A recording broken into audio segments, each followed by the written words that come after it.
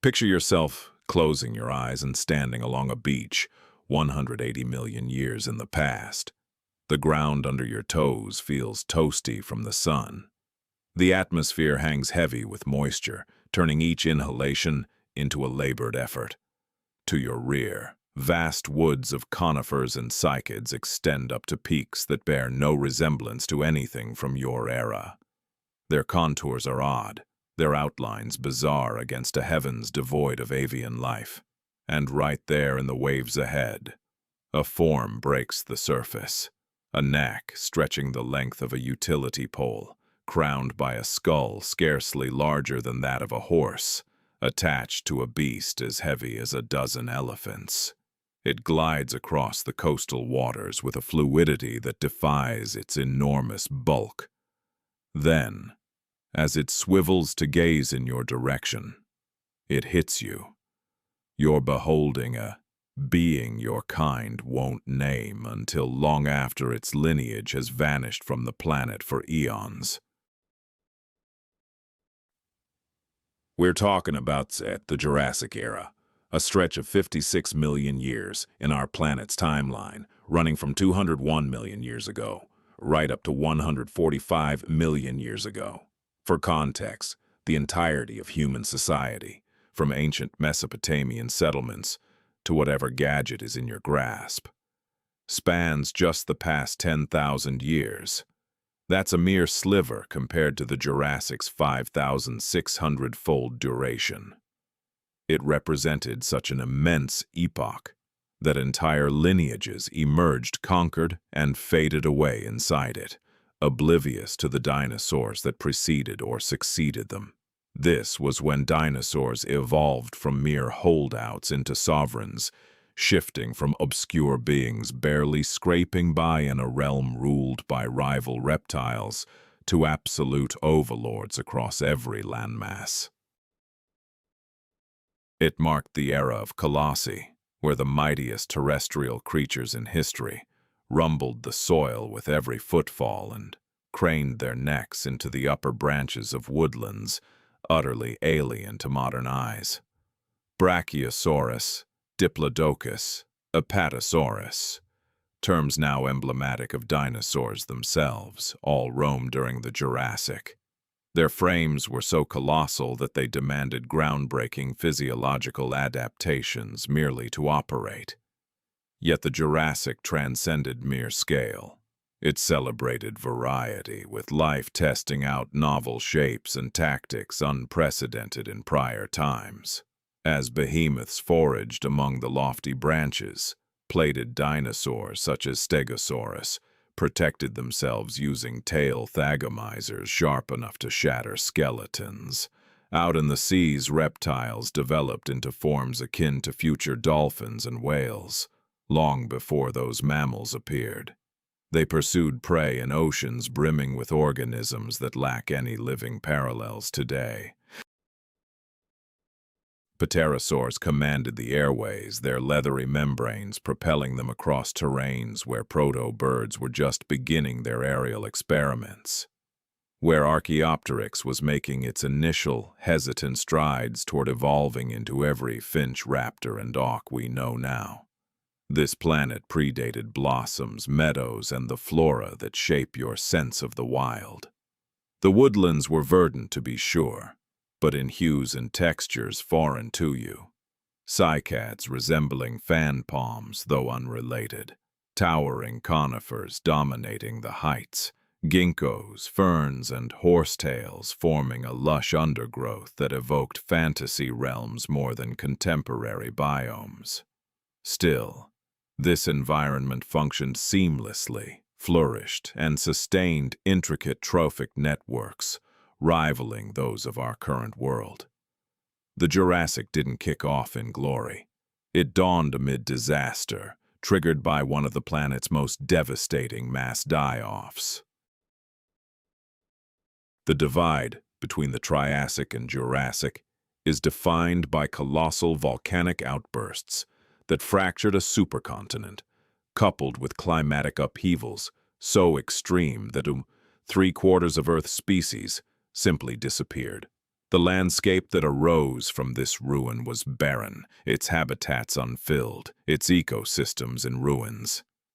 Dinosaurs ventured into that void, seizing chances born of destruction, assuming positions held by others for vast stretches of time. What ensued was a metamorphosis without precedent in terrestrial life's saga.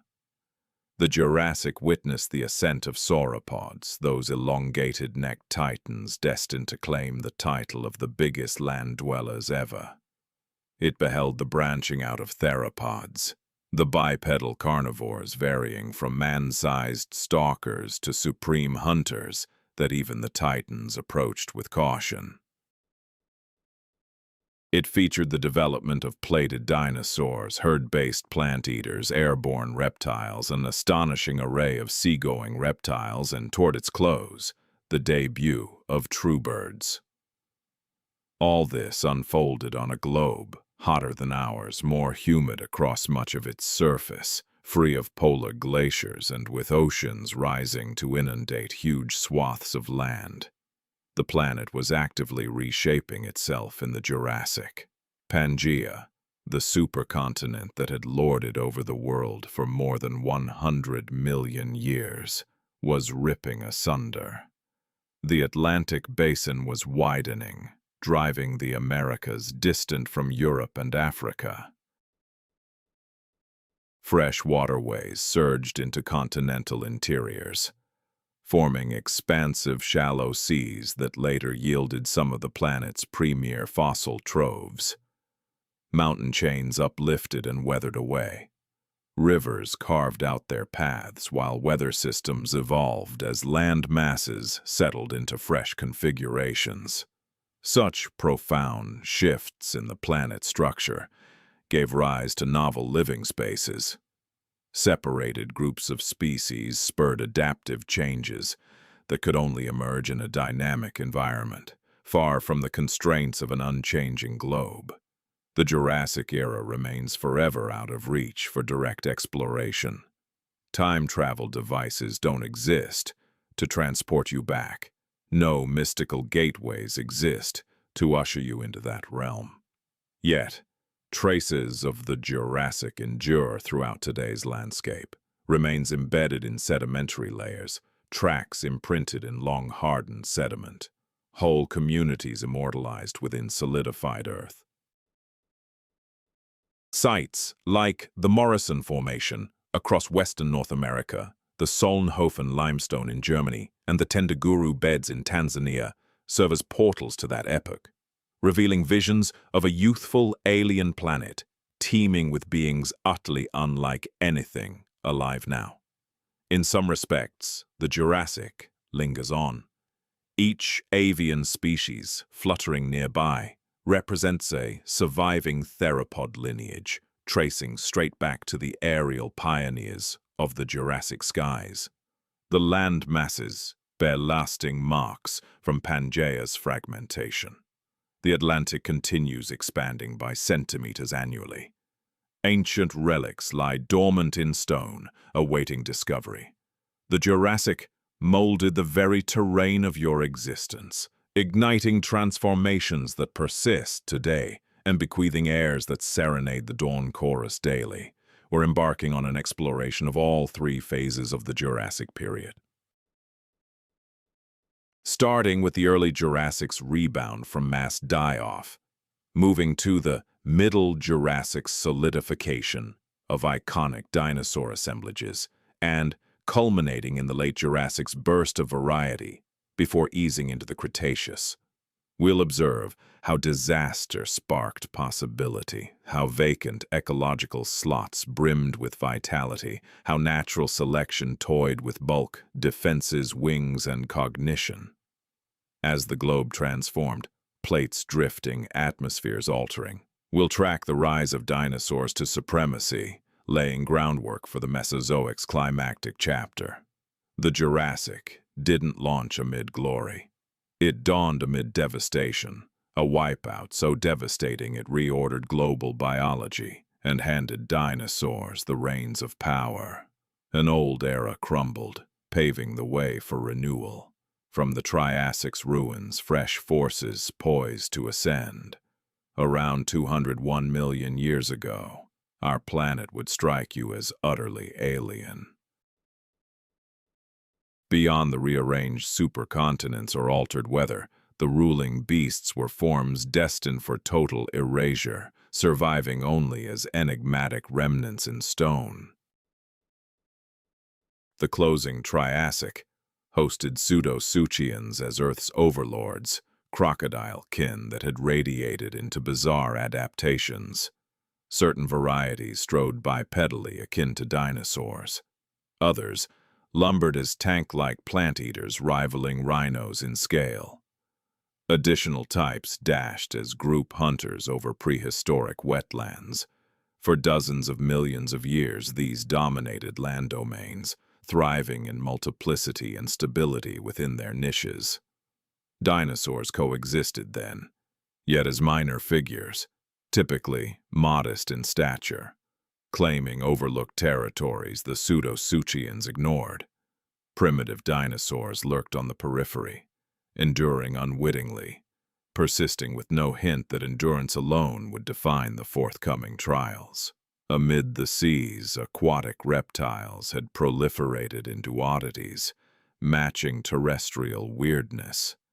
Nothosaurs, sporting elongated necks and keen dentition, patrolled sunlit shallows. Placodonts equipped with hefty grinding jaws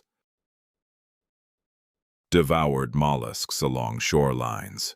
Ichthyosaurs, streamlined like dolphins and wholly oceanic, pursued prey in profounder depths. These weren't the sea monsters defining the Jurassic ahead. Those lineages were still refining their blueprints for triumph, but they flourished nonetheless, infusing waters with scaly abundance. Then catastrophe loomed as the globe fractured. Far below, in the viscous mantle currents spanning eons, a pivotal disturbance arose. Vast plumes of scorching magma surged upward, pressing relentlessly on the crustal base. As a result, Pangaea, the supercontinent that had lorded over the Earth for more than 100 million years, started to split along a rift that would one day form the Atlantic Ocean.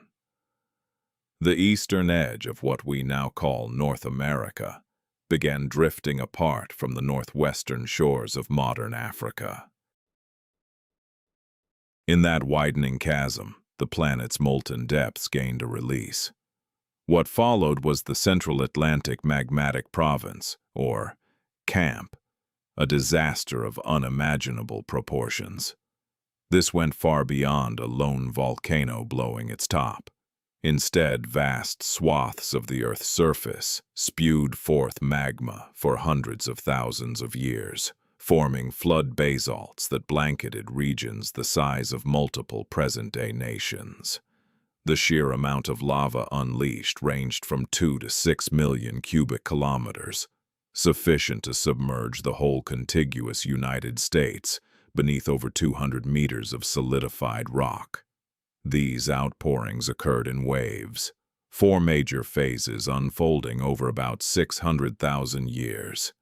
Every surge persisted for under a century, which might seem fleeting at first, but 100 years of non-stop volcanic fury is an eternity by any human measure. Unlike the violent blasts of Mount St. Helens or Krakatoa, these were effusive outflows, magma gushing from cracks in the earth, streaming over the terrain in fiery rivers that stacked up successive layers of basalt, now etched into the planet's ancient strata. Yet the flowing lava wasn't the primary destroyer.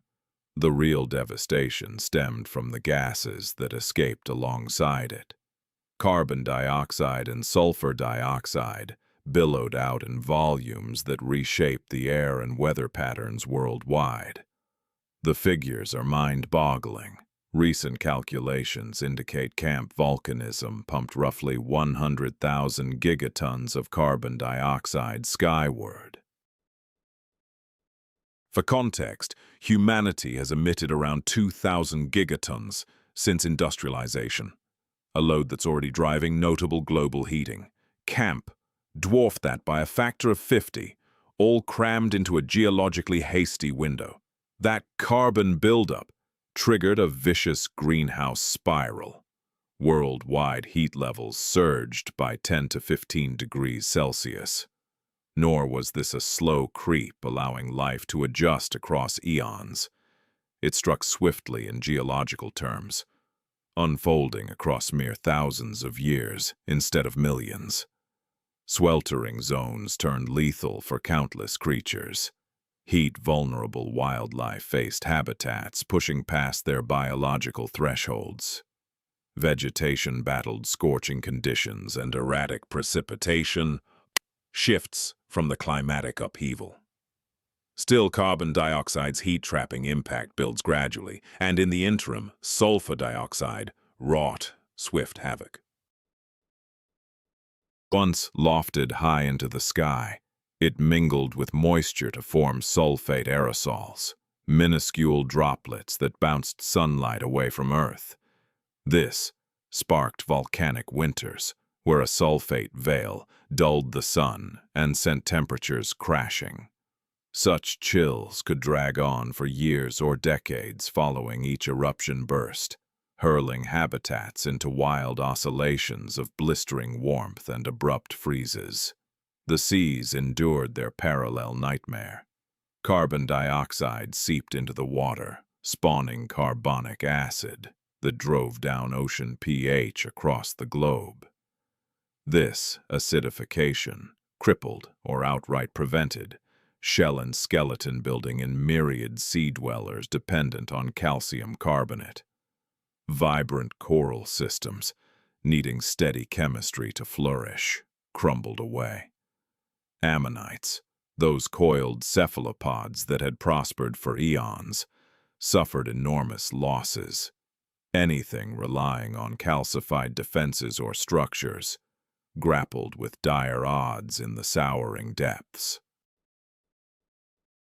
Lurking amid the chaos was yet another toxin, one researchers are only now fully grasping: mercury. It vaporized during the eruptions, circling the planet via winds before depositing into soils and seas. Lethal to nearly all organisms, mercury levels in boundary layer rocks reveal dramatic peaks aligned with Camp's pulses. This mercury contaminations hammered both land and ocean life, piling extra strain atop the thermal shocks, acidic waters, and fraying food chains.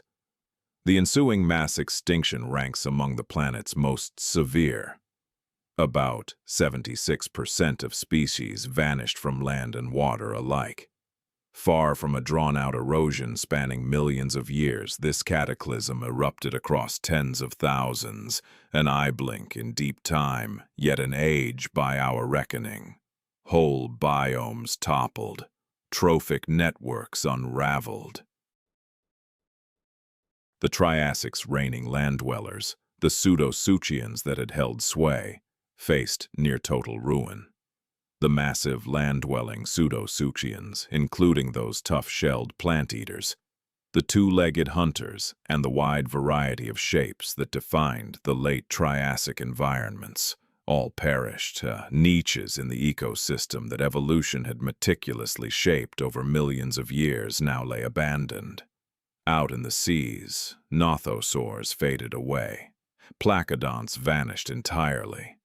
Numerous ichthyosaur branches came to an end, even as a few persisted into the Jurassic. Coral reefs, just starting to rebound from the prior Permian-Triassic wipeout, suffered another brutal hit and required millions of years to recover. Yet, no mass dying ever erases everything. Holdouts always endure, and those that made it through the Triassic-Jurassic event were destined to claim the planet. Compact dinosaurs, often covered in feathers and likely endothermic, weathered the wild weather shifts and the crumbling food chains. Their modest stature proved beneficial.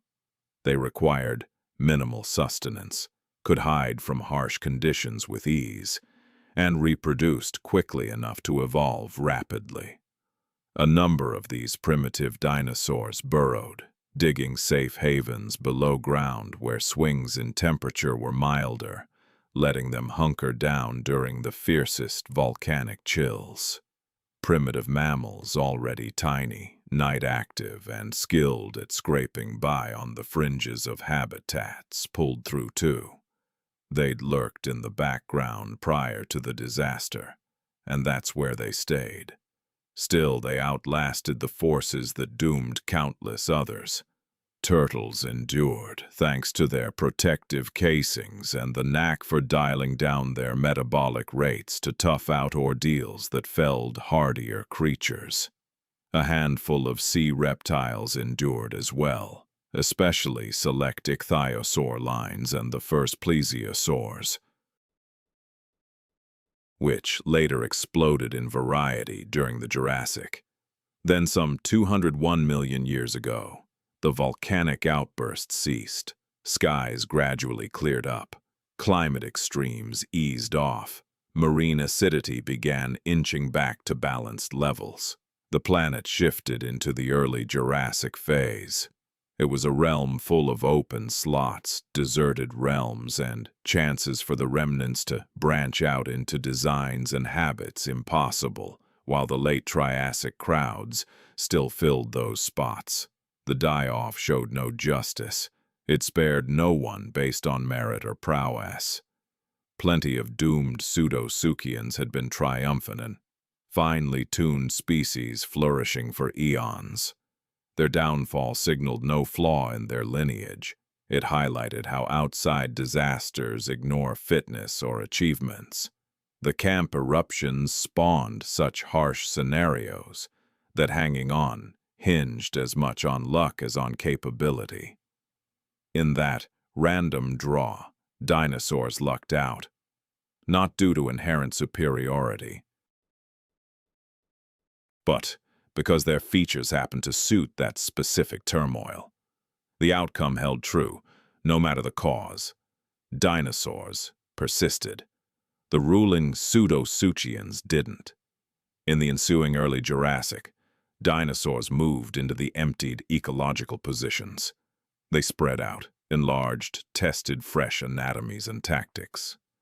They evolved into the iconic beasts of the Mesozoic age, familiar to kids everywhere, with bones displayed in museums globally. It all stemmed from this upheaval, as the globe ripped open and reassembled in fresh patterns, with the hardy few rising from ruin to mold, a landscape all their own. The realm, born from the Triassic-Jurassic extinction, felt subdued compared to before, sparser with habitats reduced to their toughest survivors.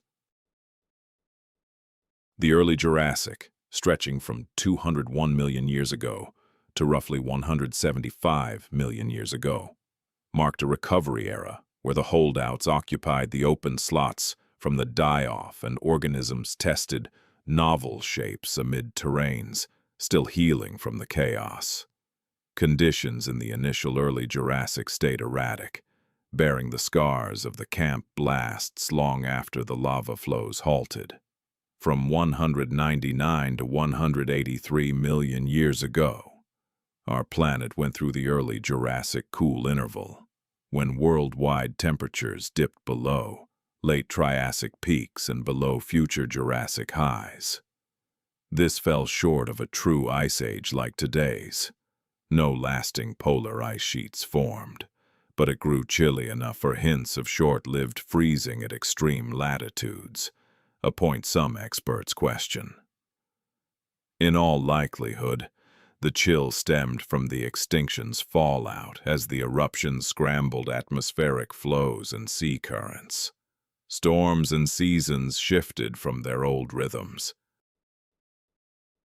Patterns of precipitation had changed, and various ecosystems were adapting to these emerging conditions that were far from settled. Yet, across millions of years, the Earth gradually heated up once more. By the midpoint of the early Jurassic, Environments were settling into steadier states, reliably warm and moist, paving the way for the evolutionary bursts that would mark the era ahead. Pangaea continued its gradual fragmentation, a process unfolding at a pace imperceptible to human time scales. The central Atlantic Ocean, which originated from the rifting responsible for the Camp eruptions, expanded at roughly a centimeter annually, gradually separating North America from Africa. That might seem insignificant, but across vast stretches of time, those centimeters add up to hundreds of kilometers. Fresh oceanic crust formed along the mid-Atlantic ridge, where molten material ascended from the mantle and cooled while spreading, etching a lasting divide in the former supercontinent. Rising sea levels accompanied this, as water filled the burgeoning ocean basin, while inland seas overflowed onto continental margins, fostering vast coastal habitats and expansive inland waterways. These low-lying aquatic zones became refuges for recovering life forms, offering warmth and abundant nutrients, ideal for rebounding species. In present-day Europe, vast stretches of terrain lay submerged under shallow seas at times during the early Jurassic, conditions that would eventually safeguard some of the most remarkable marine reptile remains discovered. Oceanic recovery was underway, albeit tentatively initially. Ammonites, those spiral-shelled cephalopods, hit hard by acidification in the aftermath of the extinction, started to proliferate anew. Fresh varieties sprang from the few enduring lineages, branching out to eventually match the variety seen in the Triassic. Bivalves and gastropods repopulated reef areas, even as the reefs labored to regenerate. Full-fledged coral reefs required millions of years to restore themselves completely. In the interim, alternative builders like sponges, algae, and microbial mats constructed frameworks that fulfilled similar ecological purposes. Among the triumphs in early Jurassic seas were marine reptiles. Ichthyosaurs, clinging on through just a few survivor lines post-extinction, underwent swift diversification. Emerging species varied in scale, foraging tactics, and niches. Certain ichthyosaurs bulked up to claim top predator status in those ancient waters. Others stayed compact and nimble, chasing fish and squid near shorelines. Their streamlined, dolphin-esque forms proved remarkably adaptable, ensuring ichthyosaurs' key role in sea ecosystems for more than 100 million years. Plesiosaurs entered the scene prominently during the early Jurassic, descending from modest, unassuming marine reptile forebears that had weathered the extinction. The iconic plesiosaur form, elongated neck, compact head, 4 robust flippers, and expansive torso, began to take shape then, although initial versions were smaller and less varied than later iterations. They tested this peculiar build through evolution's experiments, learning that a serpentine neck paired with strong flippers enabled efficient predation in near-shore areas, teeming with fish and squid. Terrestrial changes were even more profound. The pseudosuchians that ruled Triassic landscapes had vanished. Dinosaurs emerging from the extinction faced a landscape ripe with untapped potential. The early Jurassic marked the shift where dinosaurs moved from obscurity to supremacy. It was the era they claimed the niches that would emblemize them throughout the Mesozoic. Theropods, bipedal meat-eaters, seized these openings early on. Dilophosaurus, a prominent early Jurassic hunter, outgrew many Triassic counterparts, stretching to about 6 meters and tipping the scales at roughly 400 kilograms. Its skull bore striking paired crests, likely for signaling, and its mouth bristled with serrated teeth. ideal for seizing and shredding prey. Dilophosaurus fell short of the dominant hunters later theropods would embody. Lighter and more nimble in build, it thrived nonetheless, navigating the post-extinction flux. Plant-eating dinosaurs advanced swiftly too. Prosauropods, which debuted modestly in the late Triassic, evolved toward genuine sauropods in the early Jurassic. This shift happened incrementally, with transitional types blending prosauropod and sauropod traits. These pioneering sauropods explored the architecture that would yield the mightiest terrestrial creatures ever.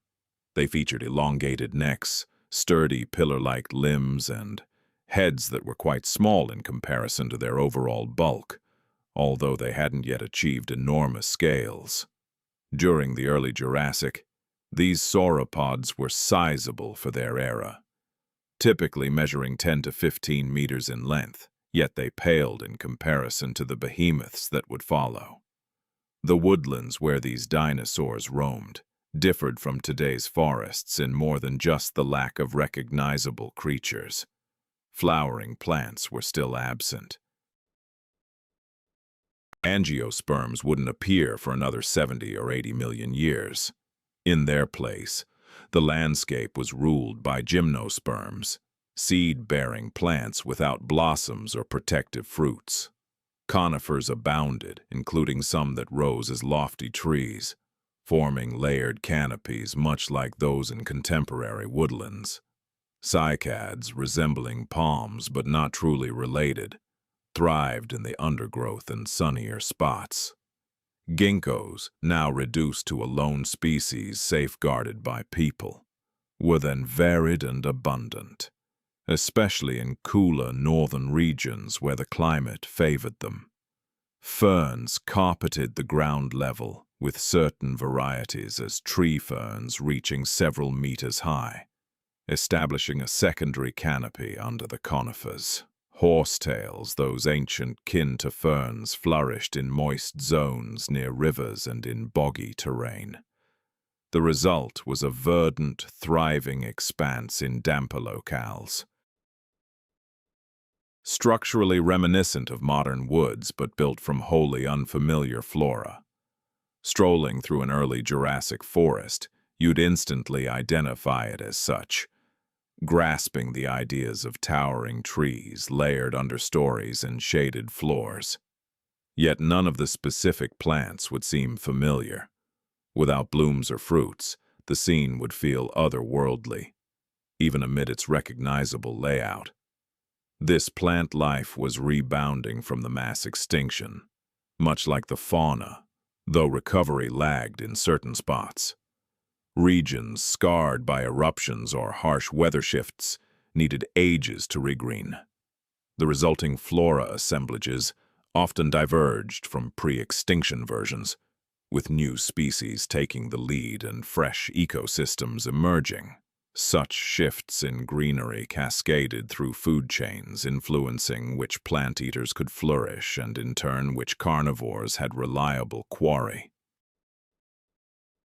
It was during the early Jurassic that the core dynamics of Jurassic existence took shape. Enduring food networks began to coalesce, enduring with tweaks through the epoch. Hunting dynamics solidified between rising dinosaur groups and their targets.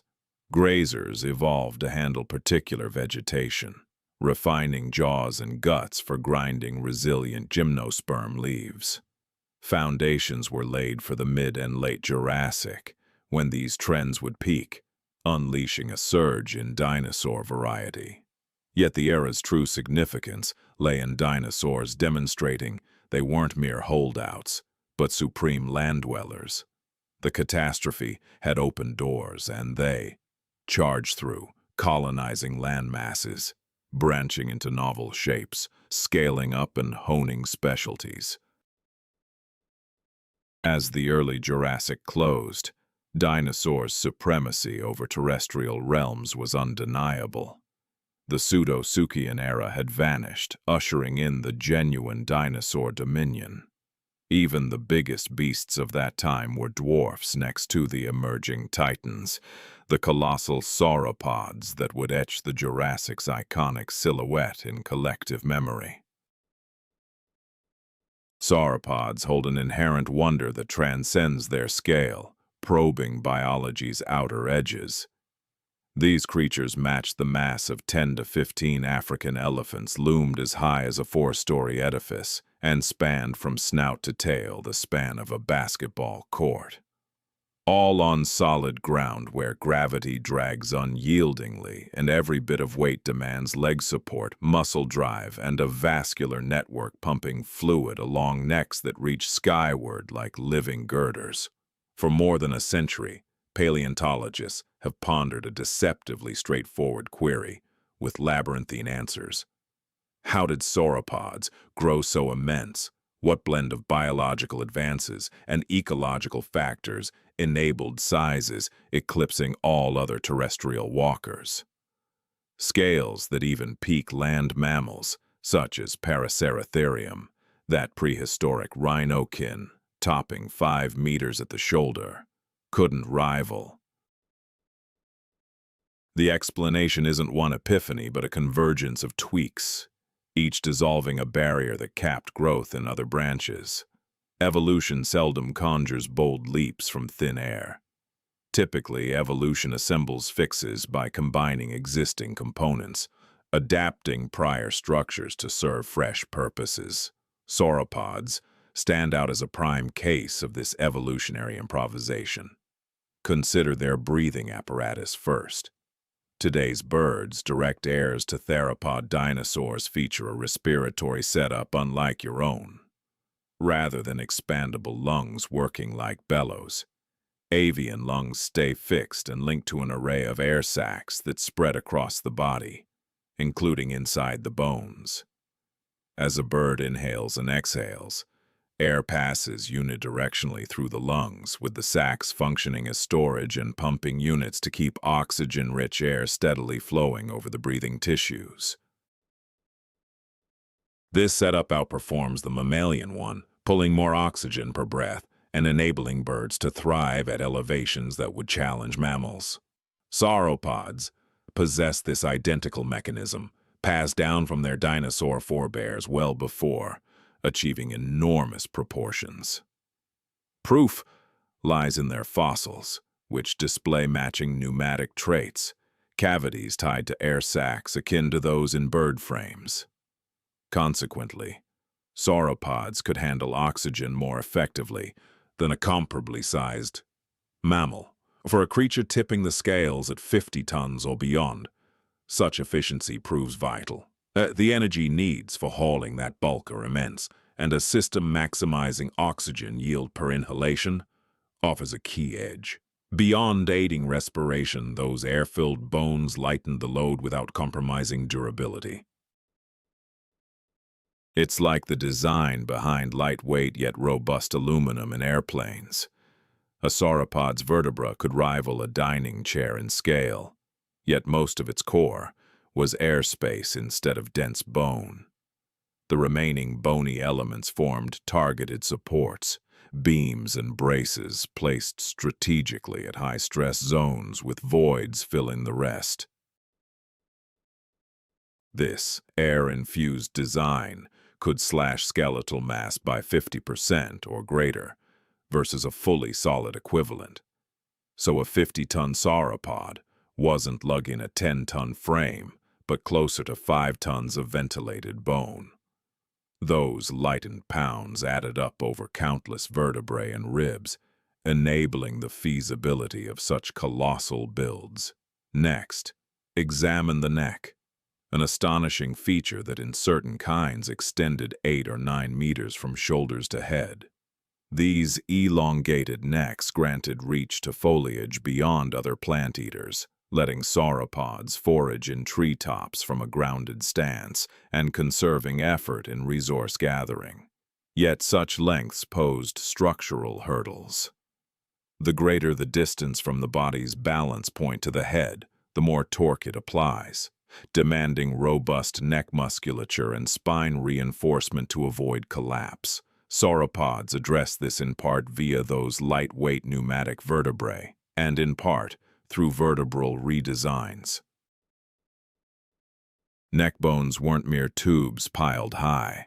They formed intricate shapes with protrusions and ridges acting as anchors for powerful tendons and muscles.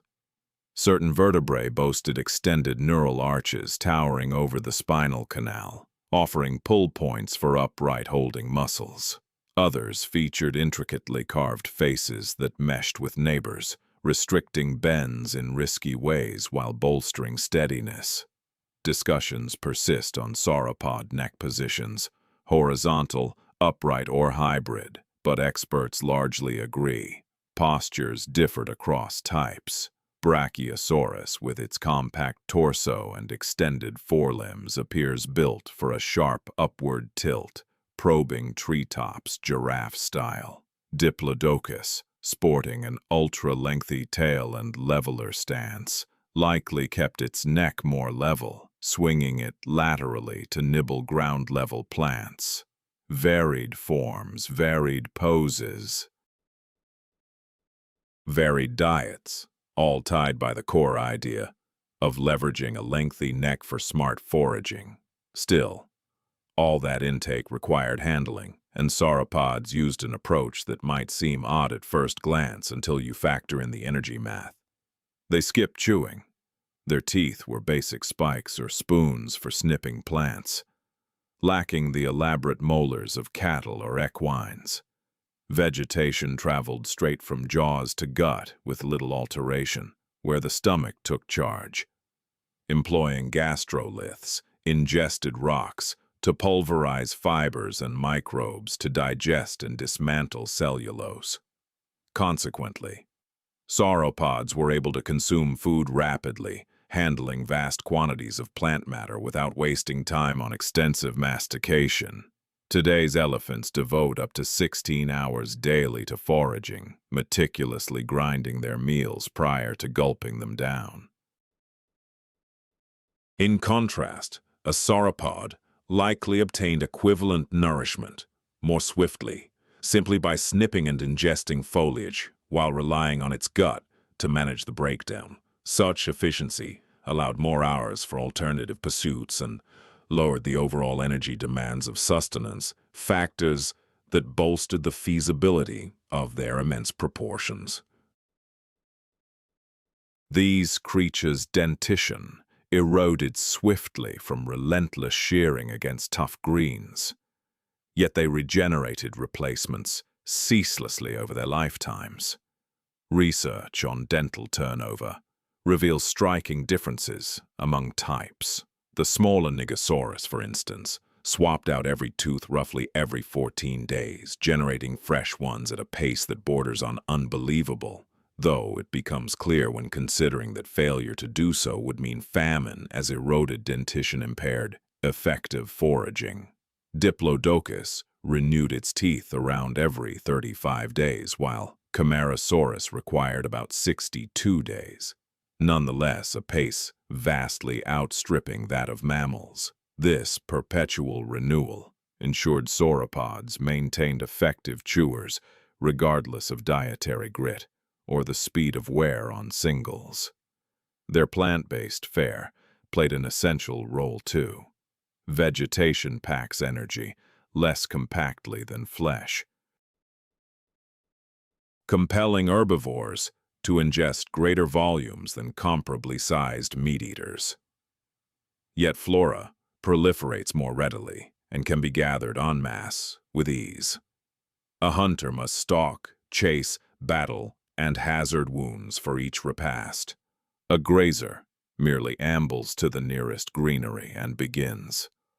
For something as colossal as a sauropod, predation would prove calorically unfeasible. The exertion of pursuit would surpass the yield from the kill. Instead, lingering stationary to systematically denude branches proved practical, reliable, and sufficient to sustain 50, 60, or even 70 tons of beast. Beyond reaching elevated brows, scale offered further perks. Bigger creatures exhibit scaled-down metabolic demands relative to tinier ones, requiring fewer calories per unit mass and dissipating warmth more gradually, aiding thermal regulation. Would-be assailants eyeing a young sauropod might hesitate against a mature specimen, the sheer disparity rendering the grown form impervious, save for group onslaughts or strikes on the frail and ailing. Bulk equated to protection. Upon attaining maturity, these titans faced scant predators, yet the pivotal elements may well have been epoch and habitat. Sauropods arose and ballooned in scale amid the Jurassic era. With balmy worldwide climes, robust botanical output, absent polar glaciers, and perennial greening in numerous zones. This realm brimmed with provisions, featuring weather that obviated vast migrations or famine spells.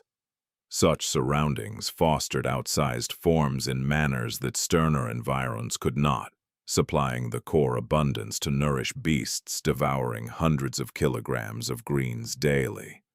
What emerged was the grandest gathering of colossal fauna Earth has witnessed. Brachiosaurus, adopting a giraffe-esque stance to probe 16 meters skyward. Diplodocus, extending 27 meters nose to tip, its neck counterpoised by a matching whip-like tail. Apatosaurus, tipping scales at maybe 25 tons propped on columnar limbs. Camarasaurus, prevalent in various late Jurassic deposits. Smaller than kin, yet thriving independently, populating woodlands throughout North America. Far from anomalies, these represented the era's ruling grazers, as ubiquitous in Jurassic terrains as bison across American prairies or wildebeest on African plains. They continued adapting, probing dimensions, stretching biological boundaries. Come late Jurassic, certain branches yielded beasts dwarfing Brachiosaurus, titanosaurs nearing or surpassing 70 tons, entities whose scale almost defies natural principles.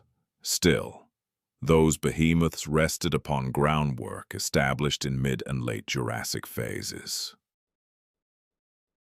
When sauropods first grasped that greater stature wasn't merely superior, but attainable, that barriers hobbling others held no sway, thanks to ingenious circumventions of evolutionary hurdles. The colossi demanded provisions, prodigious amounts, hundreds of kilograms daily per grown sauropod, and such sustenance had to originate from someplace. During the Middle Jurassic epoch, from about 175 million years ago until around 162 million years ago, Earth offered an unparalleled environment for sustaining massive herbivores. This era featured lush plant life thriving in predominantly warm, moist conditions worldwide. Strolling through a Middle Jurassic woodland would feel both recognizable and utterly strange.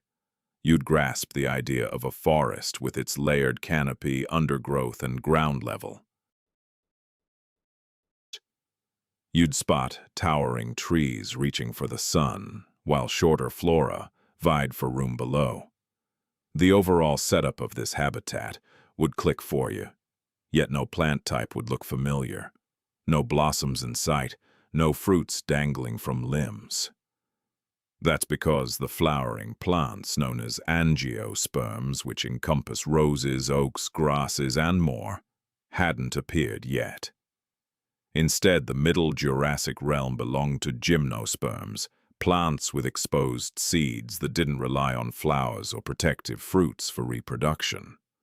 Conifers were prominent in many areas, their needle or scale-shaped foliage designed to retain moisture despite the widespread humidity.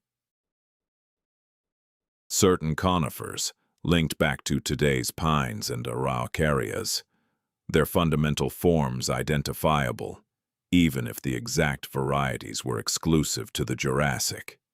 These trees soared high, forming shaded upper levels that shaped the forest's tiered design, with upright trunks extending skyward before fanning out into broad tops. The Araucaria group, now limited to the monkey puzzle tree and a few southern hemisphere holdouts, was far richer and more globally distributed back then, with varieties tailored to various weather patterns and soils on several land masses. Some grew to impressive 40 or 50 meters, their bases so wide that a group of people holding hands couldn't span them. Their sturdy, compact timber resisted rot, explaining its excellent preservation in fossils and our detailed knowledge of these ancient woods. Under the conifer layers, cycads formed a striking underlayer of greenery. At first glance, they resembled palms with a main stem crowned by big feathery fronds arranged in a circular display. In reality, though, they weren't palms. Those angiosperms wouldn't emerge for 70 million more years. Cycads are gymnosperms, more akin to conifers and ginkgos than any common contemporary plant. In the Jurassic, they flourished in extraordinary variety and numbers. Middle Jurassic cycad remains reveal forms from squat plants under half a meter to towering ones over 10 meters. Their stems bore diamond-patterned scars from shed fronds. They thrived in shaded spots beneath the conifer overstory, where sunlight was diffused, but also ventured into sunnier zones, creating cycad grasslands in less wooded stretches. Certain kinds sported bulky, water-holding stems to endure dry spells, while others hugged damp sites near rivers and in lowlands prone to flooding. Cycad cones served as reproductive organs, and in larger types these were hefty, several kilograms each, brimming with seeds likely spread by creatures. This fostered beneficial ties between cycads and the plant-eating dinosaurs that consumed them. We can only guess at the precise species involved in munching and scattering those seeds. But the cycad's Jurassic prosperity implies this partnership thrived, enabling effective seed spread and expansion amid browsing by herbivores. Ginkgos also played a key role in Middle Jurassic woodlands, especially in cooler northern regions that favored them. Nowadays, Ginkgo biloba stands alone as the last of its kind, preserved mostly by human cultivation for its unique fan-like leaves and historical value. Yet during the Jurassic, ginkgos were plentiful and varied, with numerous types filling diverse roles in forests under different weather regimes. They mingled with conifers in blended stands, shedding leaves seasonally to blanket the ground in golden hues. This deciduous habit, dropping foliage with changing seasons, reveals key insights into the Jurassic climate's variability. Although the planet was mostly warm without polar ice, it still had fluctuations in temperature and precipitation, with rhythms that prompted plants to drop leaves or pause their development during tougher times. These weren't the harsh swings of today, like icy winters and scorching summers, but they sufficed to shape how vegetation behaved, leading to rhythmic shifts in the woodland ecosystem. Ferns occupied the lower levels under cycads and ginkgos. Certain ones sprouted as solitary specimens on the ground. Others clustered into dense stands in open spots or near river edges. Tree ferns were widespread. Their stems arose not from genuine timber but from tightly bundled roots and leaf remnants, upholding broad frond tops that generated shady nooks below. Such tree ferns might stretch up to 10 meters tall or higher, although many stayed shorter, and they needed steady dampness to flourish, so they gathered in spots rich with water. The diminutive ferns, serving as floor covering, showed greater variety than anything seen in today's temperate woodlands, even if current tropical rainforests offer a glimpse of such abundance. Some featured fine, intricate fronds needing profound shade and persistent moisture. Others had resilient kinds with tough, leathery foliage that endured greater sunlight and breezes. Certain ferns spread via spores in the usual manner, whereas a few attesting seed production, although genuine seed ferns had largely vanished during the Triassic extinction and never regained their past abundance. Horsetails thrived in soggy zones beside streams and in bogs, plus any place where moisture pooled and lingered. These early plants, kin to ferns, had once been plentiful and key elements in carboniferous woodlands some 300 million years ago, when select varieties towered like trees and built the swamps that turned into coal. During the Jurassic, their assortment and stature had waned, yet they persisted, occupying their role with segmented stalks and clusters of tiny leaves forming unique clusters of growth in sodden earth where competitors faltered. The layout of a mid-Jurassic woodland would vary by latitude and regional weather. Much like today's woods range from tropical rainforests to deciduous temperate zones to northern conifer stands. Near the equator, with plentiful rain and steady warmth, the woods were likely thick and tiered, featuring lofty conifers as the upper level, cycads and tree ferns in the mid-tier, and compact ferns plus horsetails blanketing the soil. Such setups might echo the build of contemporary tropical rainforests, albeit built from wholly distinct flora.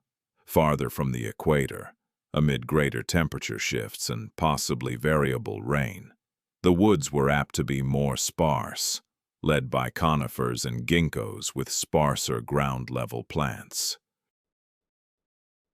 In these areas, ginkgo leaf drop brought seasons when fallen matter blanketed the earth, allowing extra sunlight to filter down and spark bursts of undergrowth before the overhead cover returned.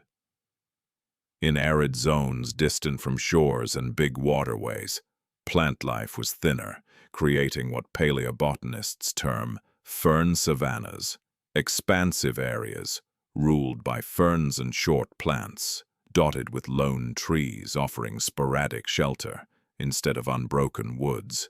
These settings could resemble today's African savannas structurally, though populated by utterly different species, and they likely hosted distinct dinosaur groups compared to the thick woods, favoring swift or herd-based open land dwellers over those using tree cover to evade hunters. Without blooming plants, many familiar features were missing. No grasses created fields or plains. Those are angiosperms and wouldn't appear until late Cretaceous times. No wide-leaf trees like maples or oaks displayed fall colors as they lost leaves. Those too belonged to angiosperms. No blossoms drew pollinators with vivid hues and sugary rewards. No berries developed to lure creatures into spreading seeds.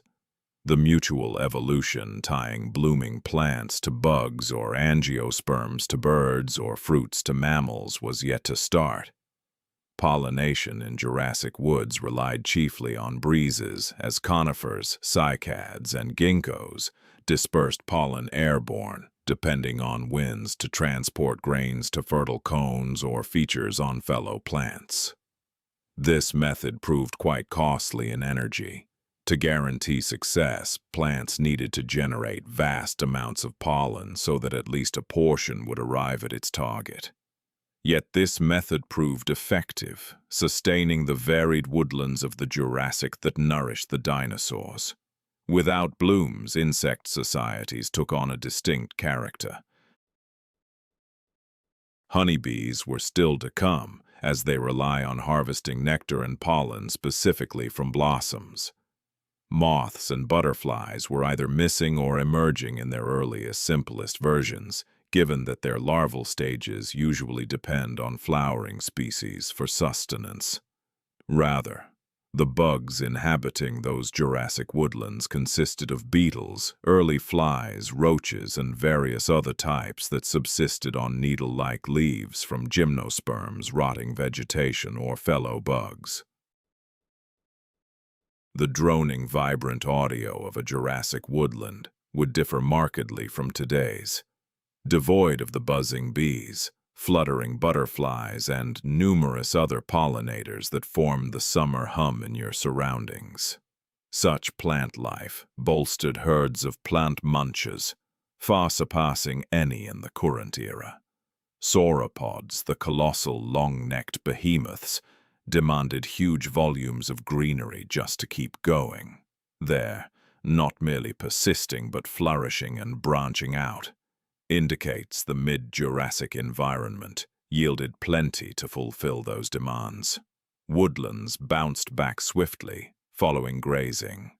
Saplings took the place of mature ones, while the mild weather and plentiful showers ensured vegetation flourished steadily or almost year-round in many regions,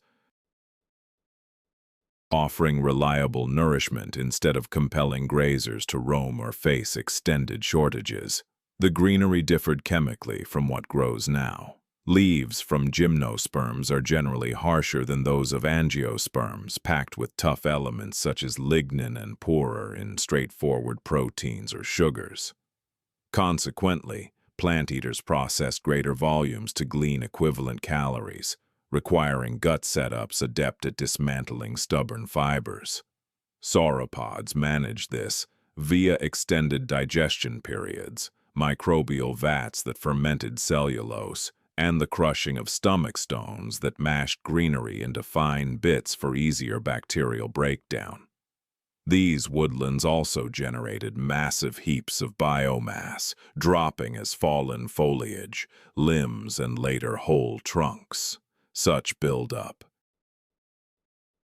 in spots conducive to saving rather than rotting, like marshy zones or river flats where silt swiftly covered it, created layers that later turned into coal seams, while most fuel coal, fired in today's stations, dates to the Carboniferous, some 300 million years back.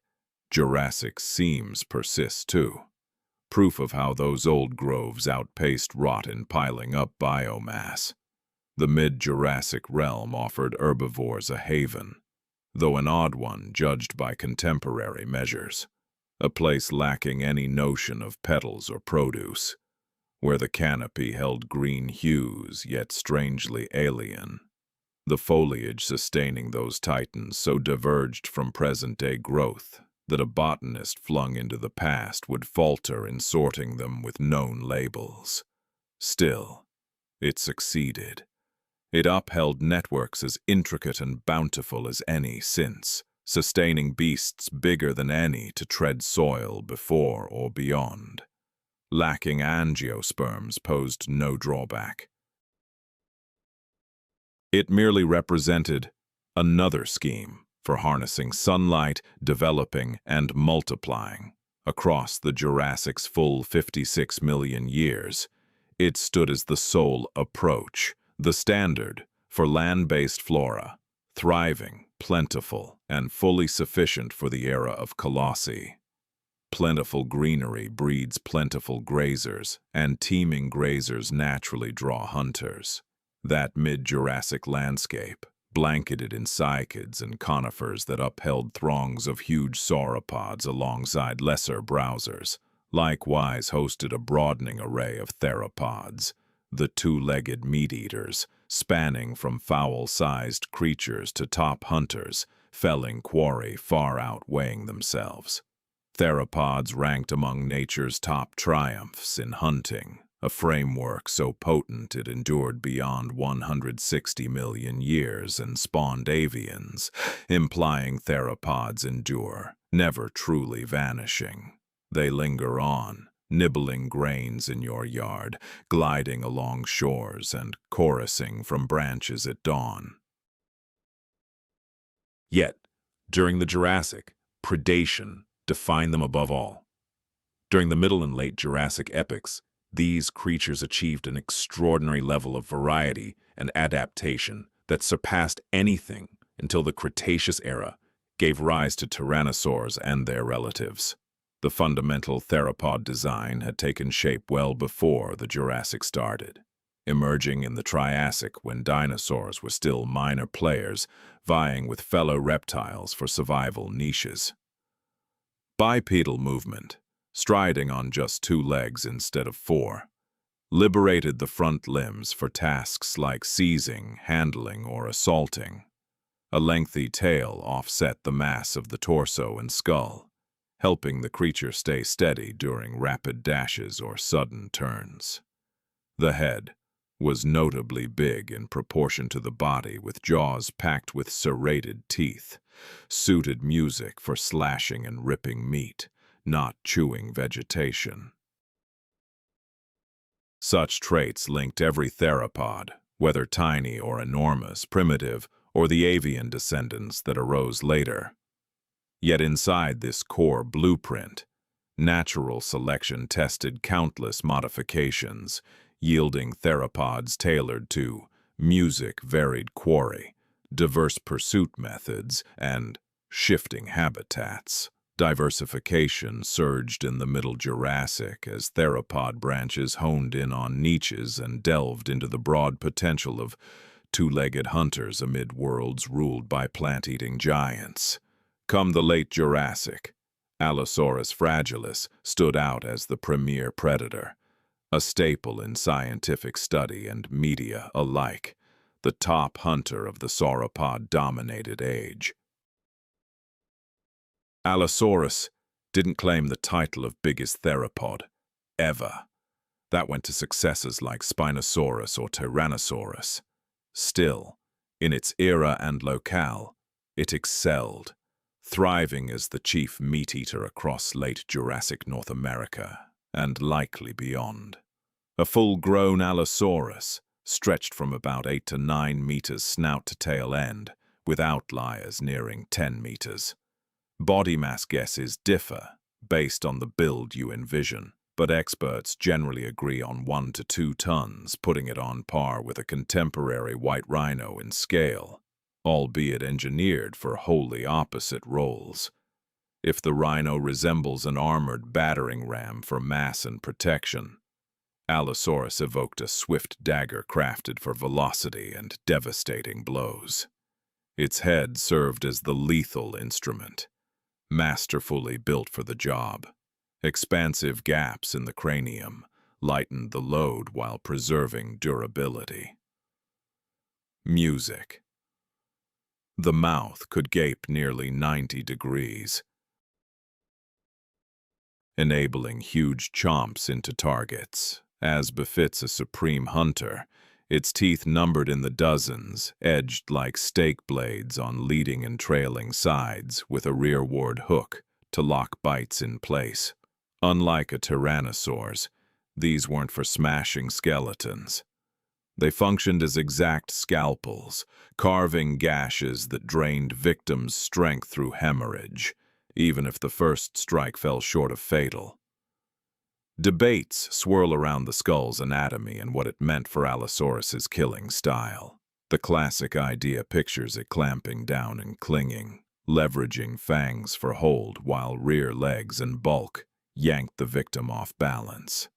However, certain studies, drawing on skull mechanics and muscle simulations, float an alternative. The upper beak acting like an axe, flaring wide before slamming downward via neck power for penetrating cuts over prolonged clamping. Though this axe jaw idea sparks argument, it tackles a key puzzle: how a beast with middling jaw strength versus future giants could tackle the colossal sauropods in its midst. By wielding the top jaw as a smashing tool, embedding teeth via swing's inertia, the emphasis shifts from clamping power to neck robustness and fang keenness, assets Allosaurus had in spades. The forelimbs, though brief beside the towering rear ones, weren't atrophied relics. each concluded in a trio-fingered grip crowned by hefty hooked talons with flexible shoulder sockets for wide swings. They couldn't touch Earth in a normal stance, but that wasn't their aim. Instead, they acted as offensive aids and anchors, securing quarry, steadying during lunges, or pinning fighters as the mouth delivered the decisive harm. True might pulsed through the back legs. These powerful rear limbs bore the full mass of the creature and delivered the bursts of velocity required to pursue prey or launch sudden strikes from cover. Allosaurus lacked the stamina for long-distance pursuits. No beast of that magnitude could sustain rapid pace over prolonged durations, yet it likely achieved remarkable sprints across brief spans sufficient to bridge the distance to a target before the victim could flee, sufficient to tip the scales from a fruitful kill to an empty belly. The sheer volume of Allosaurus remains unearthed in Upper Jurassic rock layers, especially within the Morrison Formation across western North America, stands out as extraordinary. Certain quarries have uncovered scores of specimens, and in select spots, the density of Allosaurus bones is so intense that it points to either catastrophic group fatalities, where numerous beasts perish simultaneously, or gradual buildups from repeated visits by triumphant hunters to favored territories. At the Cleveland Lloyd Dinosaur Quarry in Utah, fossils from no fewer than 46 distinct Allosaurus have emerged, alongside lesser quantities of other dinosaur types, posing an intriguing riddle for scientists about the cause of so many carnivores meeting their end in one area. A leading theory posits it as a deadly snare for hunters, a spot where plant-eaters got stuck in muck or shifting sands, drawing in carnivores that then found themselves ensnared, too amid the fray for the flailing quarry. Contemporary parallels abound. Asphalt seeps that have gathered skeletons from myriad hunters and foragers across millennia. And the Morrison Formation arose in landscapes featuring streams, river valleys, and periodic marshes, where such hazards might well have formed. A bolder idea, debated and not fully embraced, suggests Allosaurus may have hunted in groups or exhibited communal traits that clustered several together. Supporting clues are indirect.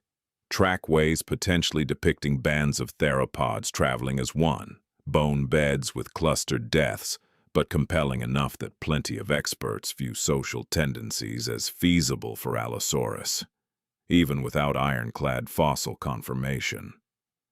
Interactions between Allosaurus and the Sauropods sharing its world were undoubtedly hostile, although piecing together the specifics proves challenging. Bone scars from Allosaurus teeth on sauropod skeletons confirm it at minimum fed on fallen sauropods and likely assaulted live ones. Yet mature sauropods towered immensely, massing 10 to 20 times that of the biggest Allosaurus. Launching at a robust grown-up would spell grave peril. The probable strategy involved focusing on young ones, the ill or elders, hobbled by time or wounds, steering clear of clashes with vigorous peak-condition sauropods capable of pulverizing foes with a stray step or shattering limbs via tail lash. Allosaurus dominated as the prime large hunter in late Jurassic habitats, though far from alone.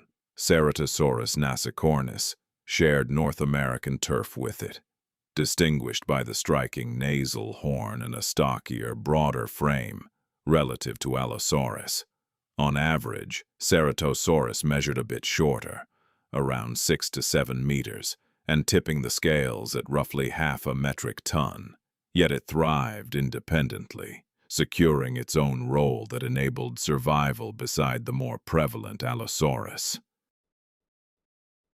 That snout horn on Ceratosaurus served most likely for show, too delicate for battle and poorly angled for ramming.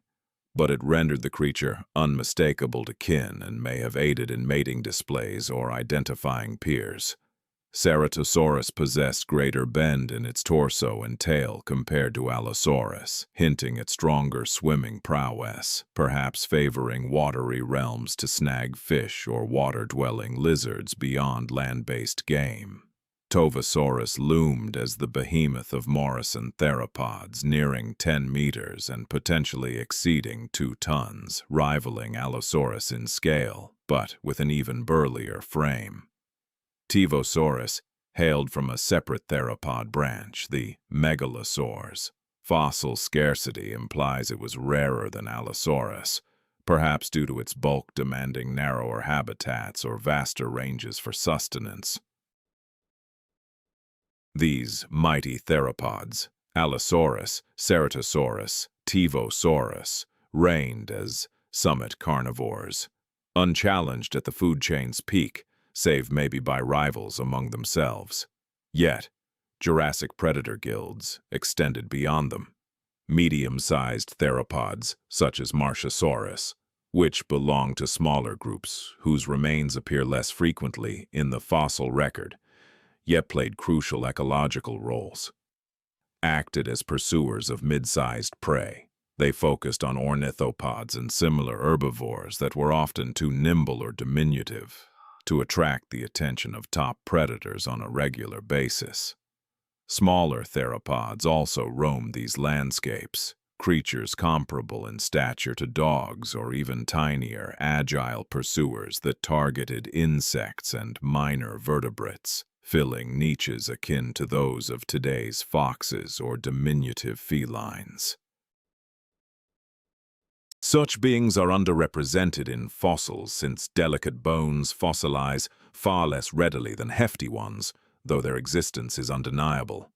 The core ecological rule that biomass diminishes across ascending trophic levels demands a range of petite predators to transform plentiful minor prey into sustenance, ultimately sustaining the sparser numbers of bigger and brawnier hunters.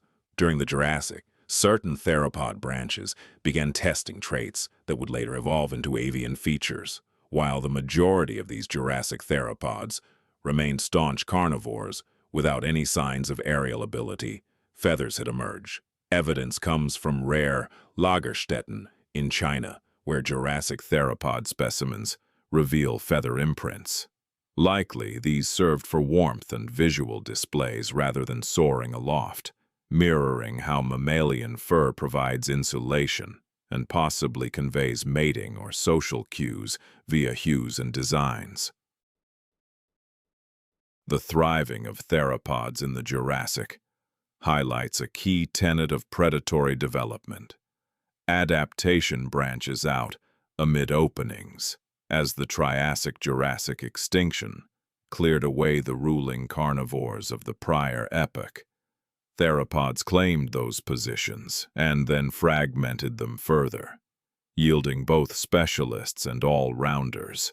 Music removed lurkers and chasers, colossal beasts capable of endangering sauropods alongside compact varieties that preyed on nearly everything remaining. This branching persisted right up to the Jurassic's close, generating fresh morphologies and tactics, a process that extended into the Cretaceous until the asteroid strike concluded the reign of dinosaurs, or more precisely, the non-avian ones. Theropods endured that disaster as birds, persisting today as relentless hunters and adaptable survivors, perpetuating the theropod framework in a mammal-led world.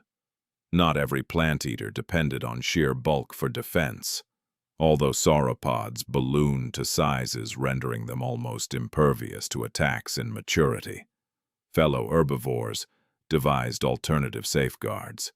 Among the standout examples were stegosaurs, which blended modest proportions with protective armor and armaments, potent enough to deter even the mightiest carnivores from engaging. Stegosaurus stands out as a dinosaur etched into cultural lore, easily identified by those who might struggle to recall more than a handful of others. Its silhouette is ingrained in collective memory.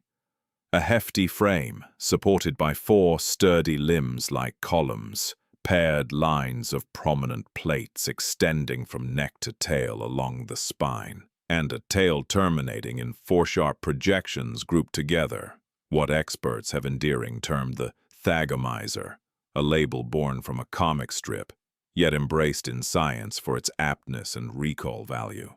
By any measure, the creature cut an imposing figure, albeit not rivaling the true behemoths of its habitat. An average-grown stegosaurus stretched about 9 meters from snout to tail end, with certain specimens perhaps exceeding that slightly, and mass approximations peg it at roughly 5 tons, on par with an African elephant today. Its torso was broad and cylindrical, designed to accommodate the vast digestive system needed to break down the fibrous vegetation dominating its meals. The rear limbs outstripped the forelimbs in length, resulting in a sloped stance where the pelvis sat higher than the shoulders and the skull hung nearer the earth. That skull was compact, almost comically so relative to the overall build, housing a brain to match its unassuming dimensions. This has fueled enduring tales of Stegosaurus as dim-witted, with a nut-sized intellect supposedly augmented by a secondary neural center in the pelvis to manage the rear portion.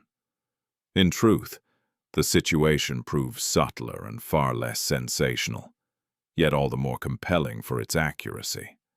Indeed, Stegosaurus possessed a diminutive brain for its mass, tinier than incomparable-sized contemporary mammals. However, cranial capacity alone doesn't gauge smarts or behavioral sophistication, especially over vast evolutionary spans. What people once called a secondary brain was really just a swollen section of the spinal cord near the hips, a feature seen in various dinosaurs and to a lesser extent in today's birds. This bulge likely acted as a hub for nerve impulses, moving from the main brain to the rear legs and tail, enabling quicker reactions and smoother movements. Yet it wasn't truly a brain by any real definition. It had no capacity for thought, no independent way to handle data or direct actions. The legend hangs on because it's vivid and sticks in the mind, but like plenty of dramatic dinosaur tales, it's mostly fantasy. The key point isn't how clever Stegosaurus seemed compared to us, but if it had enough smarts to get by and flourish in its world, and the fossils indicate it did just fine as itself. These creatures lasted for eons, spread across wide areas, and managed to dodge wipeout, even sharing spaces with Allosaurus and other big hunters. That's hardly the mark of a dim-witted beast. It's the sign of something finely tuned to its habitat. Those iconic plates give Stegosaurus its standout look, and they've sparked endless arguments among experts about their role. Far from tiny, the biggest ones reached more than 60 centimeters in height and width, sticking up from the spine in staggered pairs that stretched from right after the head to the tail's start. Built from bone coated in keratin, like what's in your nails, they were laced with a web of blood vessels, clear in some intact remains. For years, scientists have puzzled over one basic query. What good were they? Protection seems the straightforward guess, but digging into the build reveals issues. The plates weren't especially robust or heavy-duty, and they sat atop the back instead of guarding the flanks, prime spots for bites. A side-on predator wouldn't be fazed by upright slabs, and a top-down strike could easily snap or shove them out of the way. For shielding, they come off as awkwardly placed and flimsy. Another theory points to temperature control, with the plates working like heat sinks to shed extra warmth or catch sun when chilly. The vascular setup inside them backs this up, and simulations confirmed they'd excel at heat transfer with the surroundings. A multi-ton body churns out plenty of internal heat from basic processes, and the steamy Jurassic weather might have risked overload. Such panels could have vented warmth via airflow and emission, a big plus in sunny, treeless spots. Still, heat management doesn't cover it all, like why plates varied in size and form among specimens, or why they jutted out so boldly on the animal's upper side. That points to a further idea, one that could pair with the cooling role: signaling. The plates might have helped Stegosaurus spot kin, size up partners, or sort out pecking orders. Classic jobs for eye-catching traits in animals today. Those vessels could have let the creature pump blood in to tint the plates and amp up their visibility in social moments. These days, the going view, if there's a firm one, is multifunction. They likely handled heat while doubling as showpieces, each perk helping evolution lock them in. Living things seldom evolve parts with just one job, and Stegosaurus's plates, like so many intricate body parts, probably stuck around thanks to a mix of perks over any lone big reason. The Thagomizer, by contrast, left no doubt about its purpose. Pure weaponry. 4 spikes in paired sets at the tail's tip, each up to a meter long, with ends sharp enough to pierce skin and skeleton. The tail was strong and bendy, good for whipping hard, and the spikes set up let a swing arc them across a swath matching a big theropod's legs and underbelly. Evidence from fossils shows the Thagomizer served a defensive role, including an Allosaurus vertebra bearing a puncture that aligns exactly with the dimensions and form of a Stegosaurus tail spike. Since the injury showed signs of healing, the Allosaurus evidently lived through the attack. Yet it would have caused immense agony and likely instilled a lasting caution in the predator regarding the perils of targeting Stegosaurus from an ill-chosen direction. This captures a predator-prey clash etched into the bones themselves, tangible fossil proof of the brutal conflicts defining late Jurassic habitats. It demonstrates that plant eaters weren't mere helpless targets, but engaged fighters in an enduring evolutionary struggle against their hunters. Employing the tail as a combat tool proved effective for Stegosaurus over a certain span. These creatures thrived in late Jurassic North America, especially within the Morrison Formation, where their remains appear next to those of Allosaurus, assorted sauropods and fellow dinosaurs of the era. They foraged on ground-level plants, likely favoring ferns and the lower limbs of cycads along with similar flora. With their compact skulls and basic dentition, they were restricted to tender foliage, unlike the resilient conifer needles that sauropods could handle. Although Stegosaurus stands out as the premier stegosaur, it wasn't the sole member of its kind. The broader Stegosauria clade exhibited greater variety and global reach than one might infer from its star representative. Kentrosaurus, discovered in Tanzania, measured perhaps 4 meters in length and tipped the scales at about a ton, yet boasted denser protection through extra spikes on the tail and shoulders. Its plates were more compact than those of Stegosaurus, while the abundance of spikes hints at varied approaches among stegosaur species in balancing ornamental features against protective armaments. In China, forms such as Chialingosaurus and Tuojiangosaurus displayed localized twists on the core anatomy, featuring distinct plate and spike configurations shaped by regional adaptive demands and food sources. Their broad presence across continents in the late Jurassic underscores the stegosaur's triumph as resilient species, finely tuned to their surroundings and able to share space with the era's varied dinosaur communities. However, stegosaurs didn't endure with much variety into the Cretaceous. By the Jurassic's close, their numbers waned in North America, and while certain branches lingered elsewhere briefly, the lineage overall yielded to rival armored groups, chiefly the ankylosaurs, which amplified body armor to the utmost, with osteoderm plating and tail clubs. Stegosaurs enjoyed their prominence, ruling their habitat for eons before receding amid emerging competitors and shifting conditions. The reasons for their downturn as ankylosaurs rose spark ongoing discussion.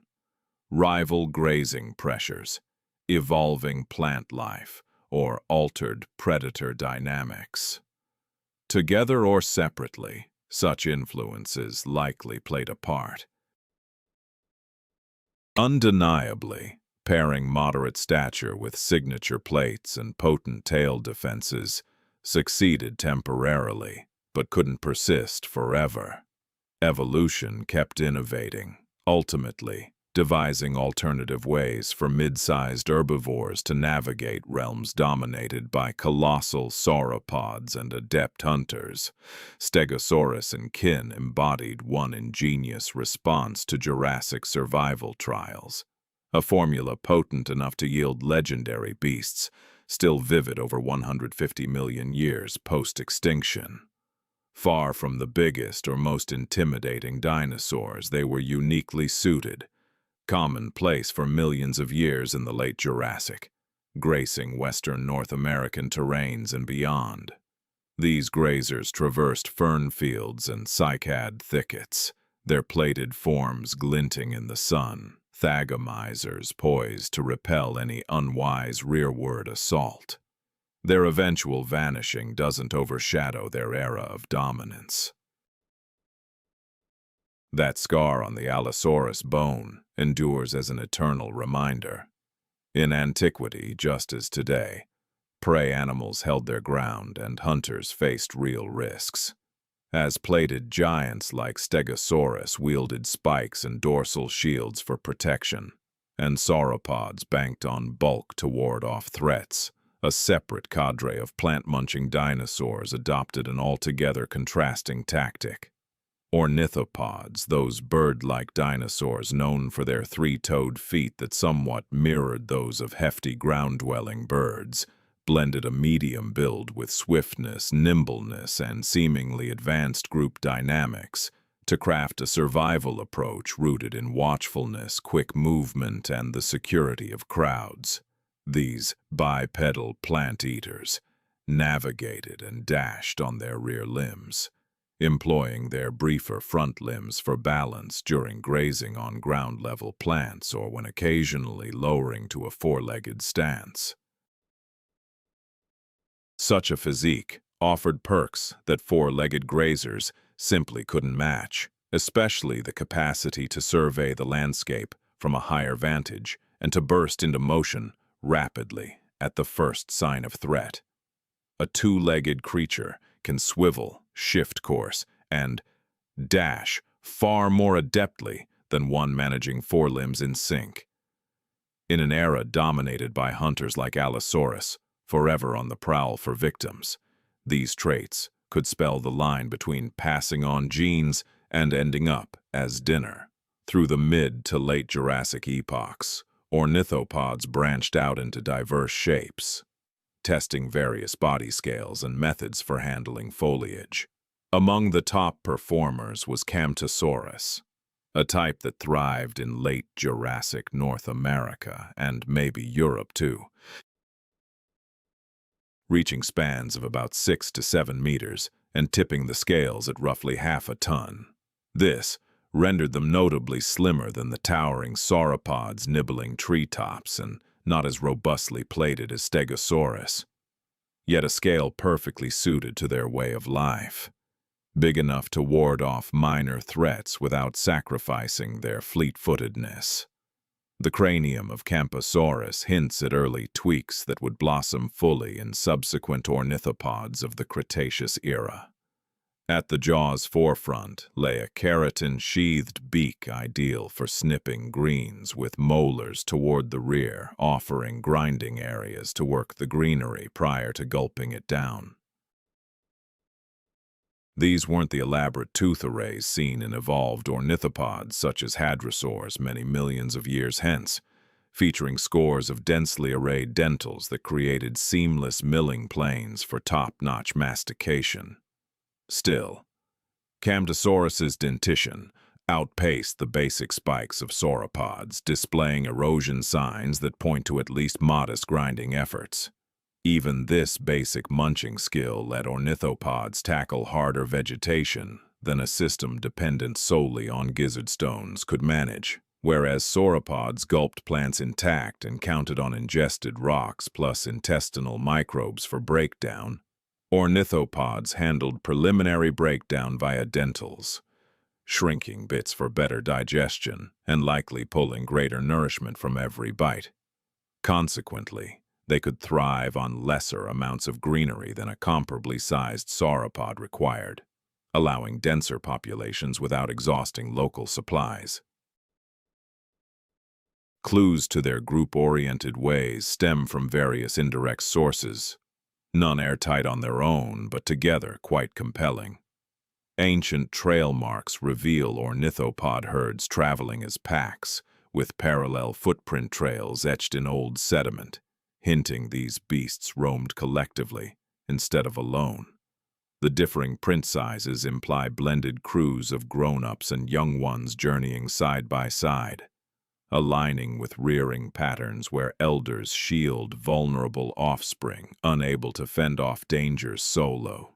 Clusters of ornithopod bones jumbled in death sites add further support, albeit demanding cautious analysis. Certain bone piles arise from disasters like deluges or dry spells that slay droves swiftly and pile corpses in spots. Yet others imply the creatures were grouped alive at the end, dwelling as units rather than just perishing randomly nearby. Finding varied ages in these deposits, from youngsters to mature specimens, bolsters arguments for true communal living over mere chance gatherings. The rationale behind such rearing tactics fits neatly with the hunter-victim balances of Jurassic habitats. An isolated ornithopod faces assaults from every side, needing non-stop alertness, even as it forages, dozes, and handles life's essentials. Within a herd, though, sentinels divide the watch, each eyeing varied sectors while companions eat, forming a web of detection that complicates stealthy predator advances. As group sizes grow, additional eyes and ears enhance the chances of spotting threats, ensuring that someone is bound to detect a lurking predator in time to alert the rest. Once that warning echoes, be it a call or the abrupt dash of a single member prompting a mass escape, the ensuing pandemonium disorients attackers. A hunter fixated on one prey animal suddenly has its line of sight obstructed by the stampeding herd, struggles to keep up with its quarry amid the frenzy of scattering bodies, and risks collision or harm from a terrified grazer. Such tactics didn't render ornithopods impervious to danger, of course.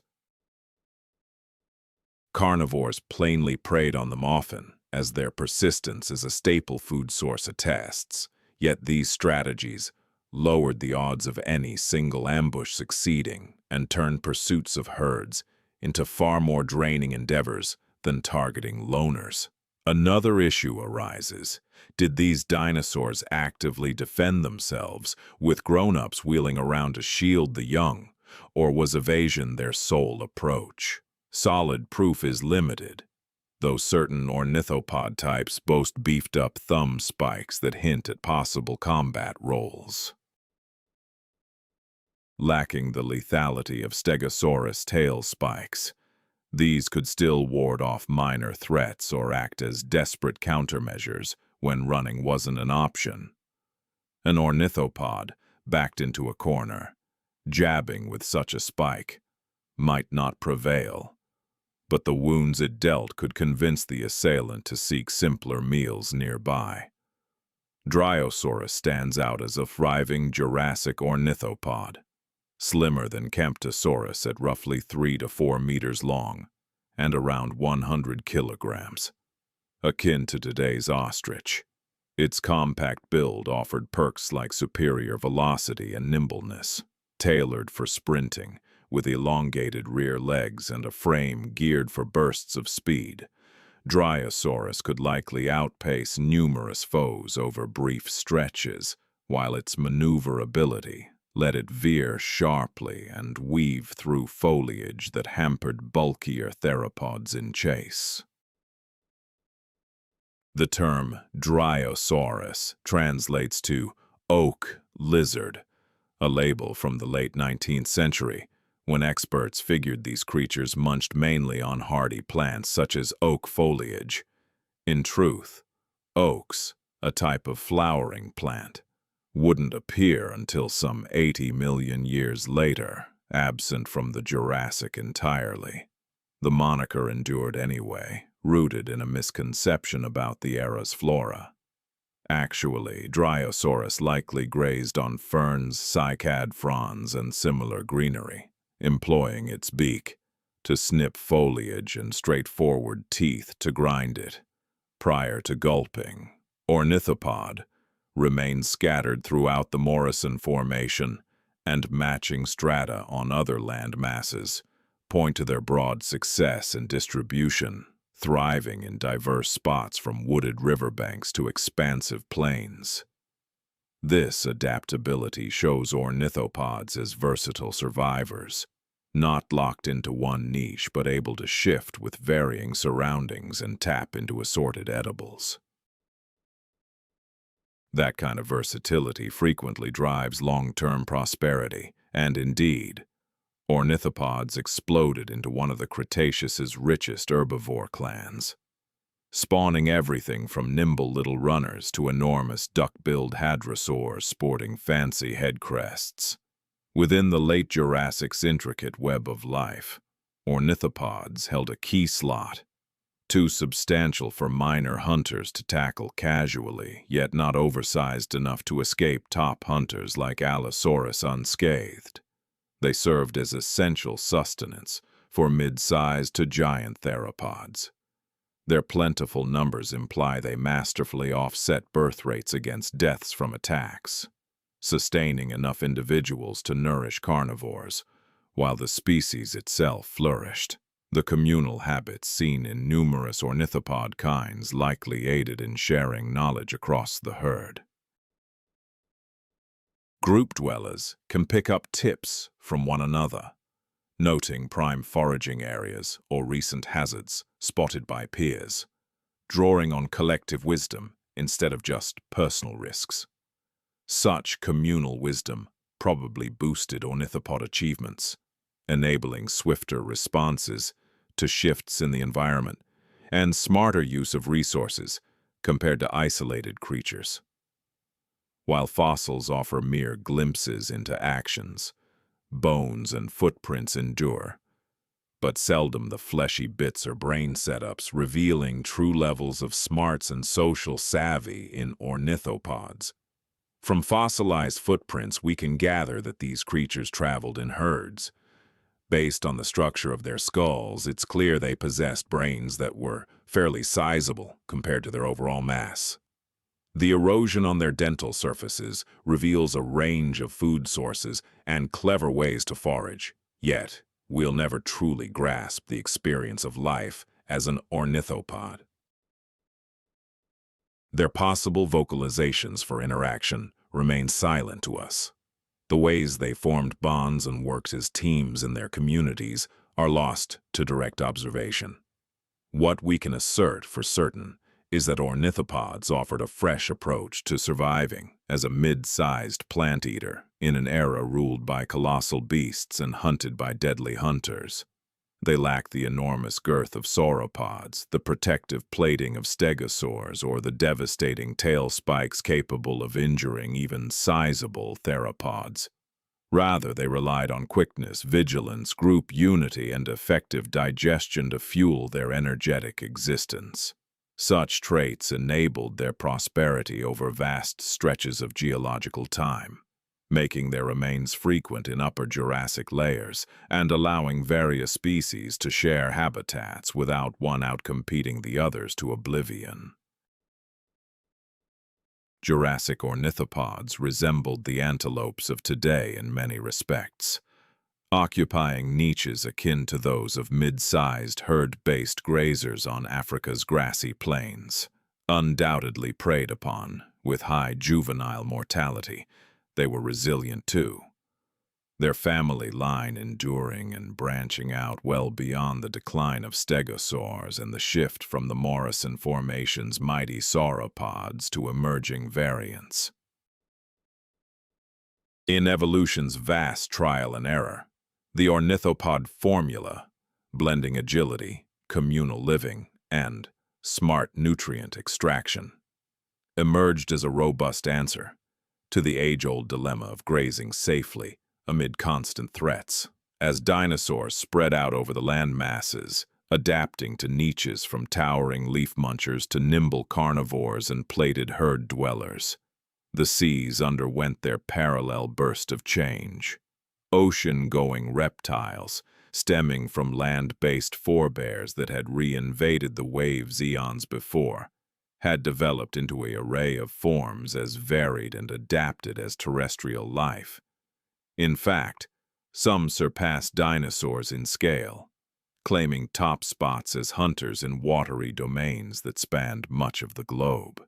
Shifting from dry ground to ocean depths, ranks among the boldest evolutionary pivots, demanding a total overhaul of almost every physiological feature. Land dwellers inhale atmosphere, bear their load via limbs and backbones tailored for upright stance, and bring forth offspring via land-laid clutches or air-adapted live births. Sea inhabitants confront wholly new hurdles. Water's neutral lift alters how mass is born. Movement demands thrusting through a thick fluid instead of firm terrain. And breeding must adapt to the reality that shore returns could be infeasible for fully seabound species. Jurassic sea reptiles had ironed out these issues via eons of gradual refinement. By mid- and late Jurassic times, 3 primary lineages ruled the waves, each sporting unique builds and niches. Ichthyosaurs served as the dolphin equivalents, sleek, swift pursuers of nimble quarry in vast expanses. Plesiosaurs, with their elongated necks, specialized in foraging methods unmatched by today's fauna. Pleosauros, kin to plesiosaurs but reconfigured in build, reigned as supreme carnivores, hulking, stubby-necked biters whose robust maws could shatter skeletons and fangs that pierced fellow giant swimmers. Ichthyosaurs, literally quote, pushed parallels with fish and cetaceans to stunning degrees. Spotting one in motion, you'd initially peg it for a hefty dolphin, until scrutiny showed the contrasts.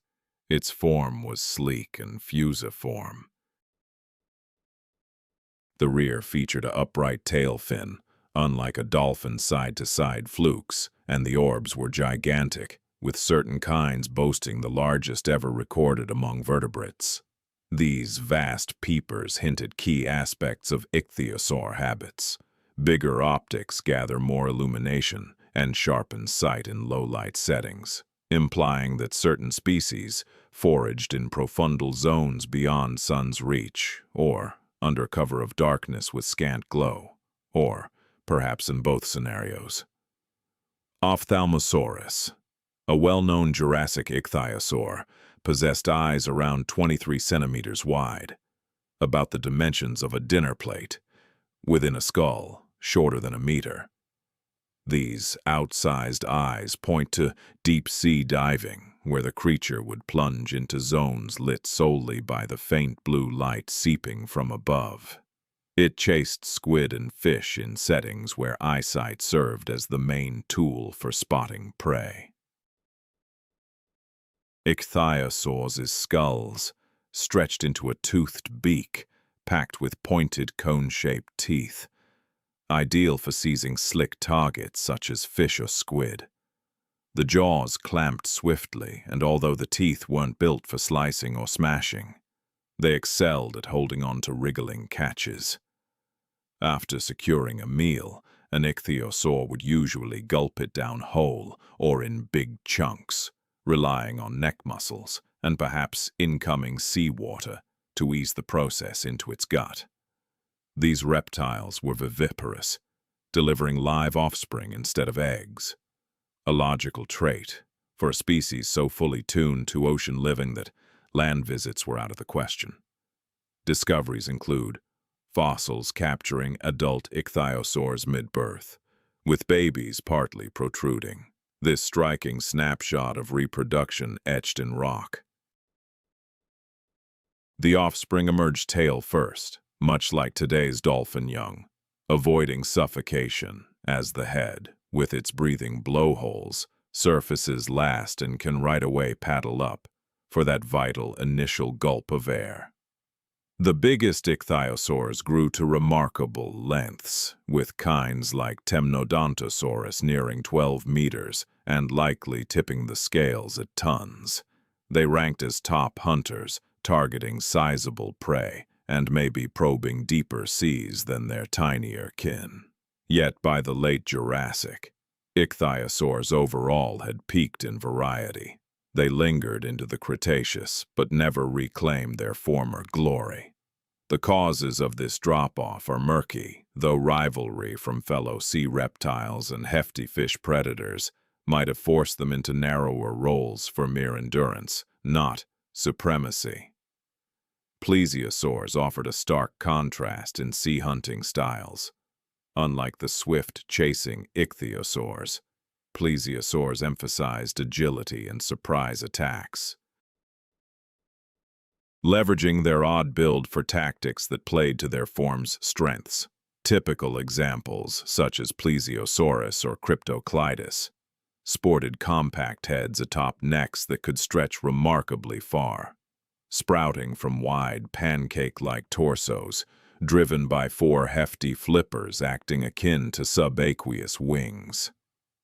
At first, this setup looks odd, and the extended neck might seem like pointless overkill, but analyses of its mechanics reveal it as a smart tweak for specific predation methods. That neck let the head snag fish or squid in spots the main bulk couldn't navigate, like amid boulders, plants, or past barriers, while the body hovered steadily, serving as a steady base for rapid head lunges. In most cases, the neck lacked extreme bendiness, unable to coil serpent-style, but such agility wasn't required. It simply boosted the head's reach past what shorter-necked hunters could manage.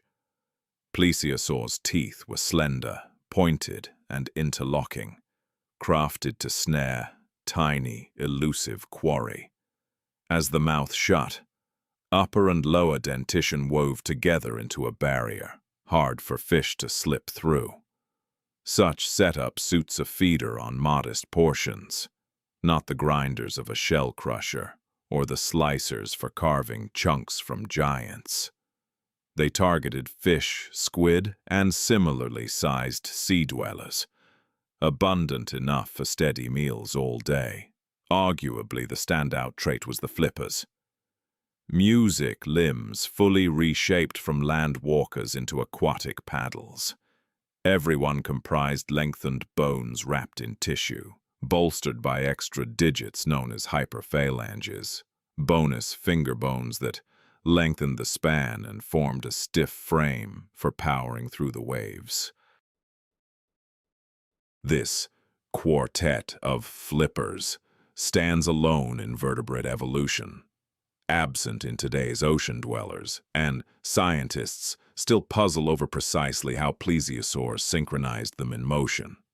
Simulations on computers and observations of contemporary sea turtles, which employ all four flippers in propulsion, albeit differently, indicate that plesiosaurs likely performed an underwater flight-like action, synchronizing their limbs in rhythmic sweeps, akin to avian wing flaps through the atmosphere. Such a technique would deliver strong forward drive alongside superior agility, enabling rapid pivots, stationary suspension, and intricate maneuvers essential for pursuing nimble quarry across vast underwater realms. These creatures also delivered live births, yielding sizable juveniles, occasionally reaching half the mother's size, that seemingly could forage on their own right away. Paleontological records point to solitary births over multiple young, a logical choice considering the baby's dimensions and the energy demands of gestation. This approach to reproduction highlights a heavy commitment to each child. Although post-delivery nurturing is a mystery, juveniles might have lingered near their parents, acquiring predation skills and safety, or ventured off solo from the start. Evidence from remains offers no clues. Plesiosaurs represented a divergent branch of plesiosaurs, transforming from elongated neck forebears into beasts that scarcely resembled their origins. In contrast to the extended necks and modest skulls of typical plesiosaurs featured compact necks paired with gigantic crania, certain ones surpassing 2 meters and armed with fangs resembling massive spikes. They dominated as supreme hunters in Jurassic waters, preying on fellow sizable sea reptiles, like additional plesiosaurs and perhaps even juvenile pliosaurs. A pliosaur's head functioned as a lethal weapon, built robustly with robust mandibular muscles, producing clamping power rivaling that of today's alligators, yet scaled up dramatically. Their dentition consisted of hefty, cone-shaped crushers, securely anchored, tailored not for shredding as in carnivorous dinosaurs, but for stabbing and securing.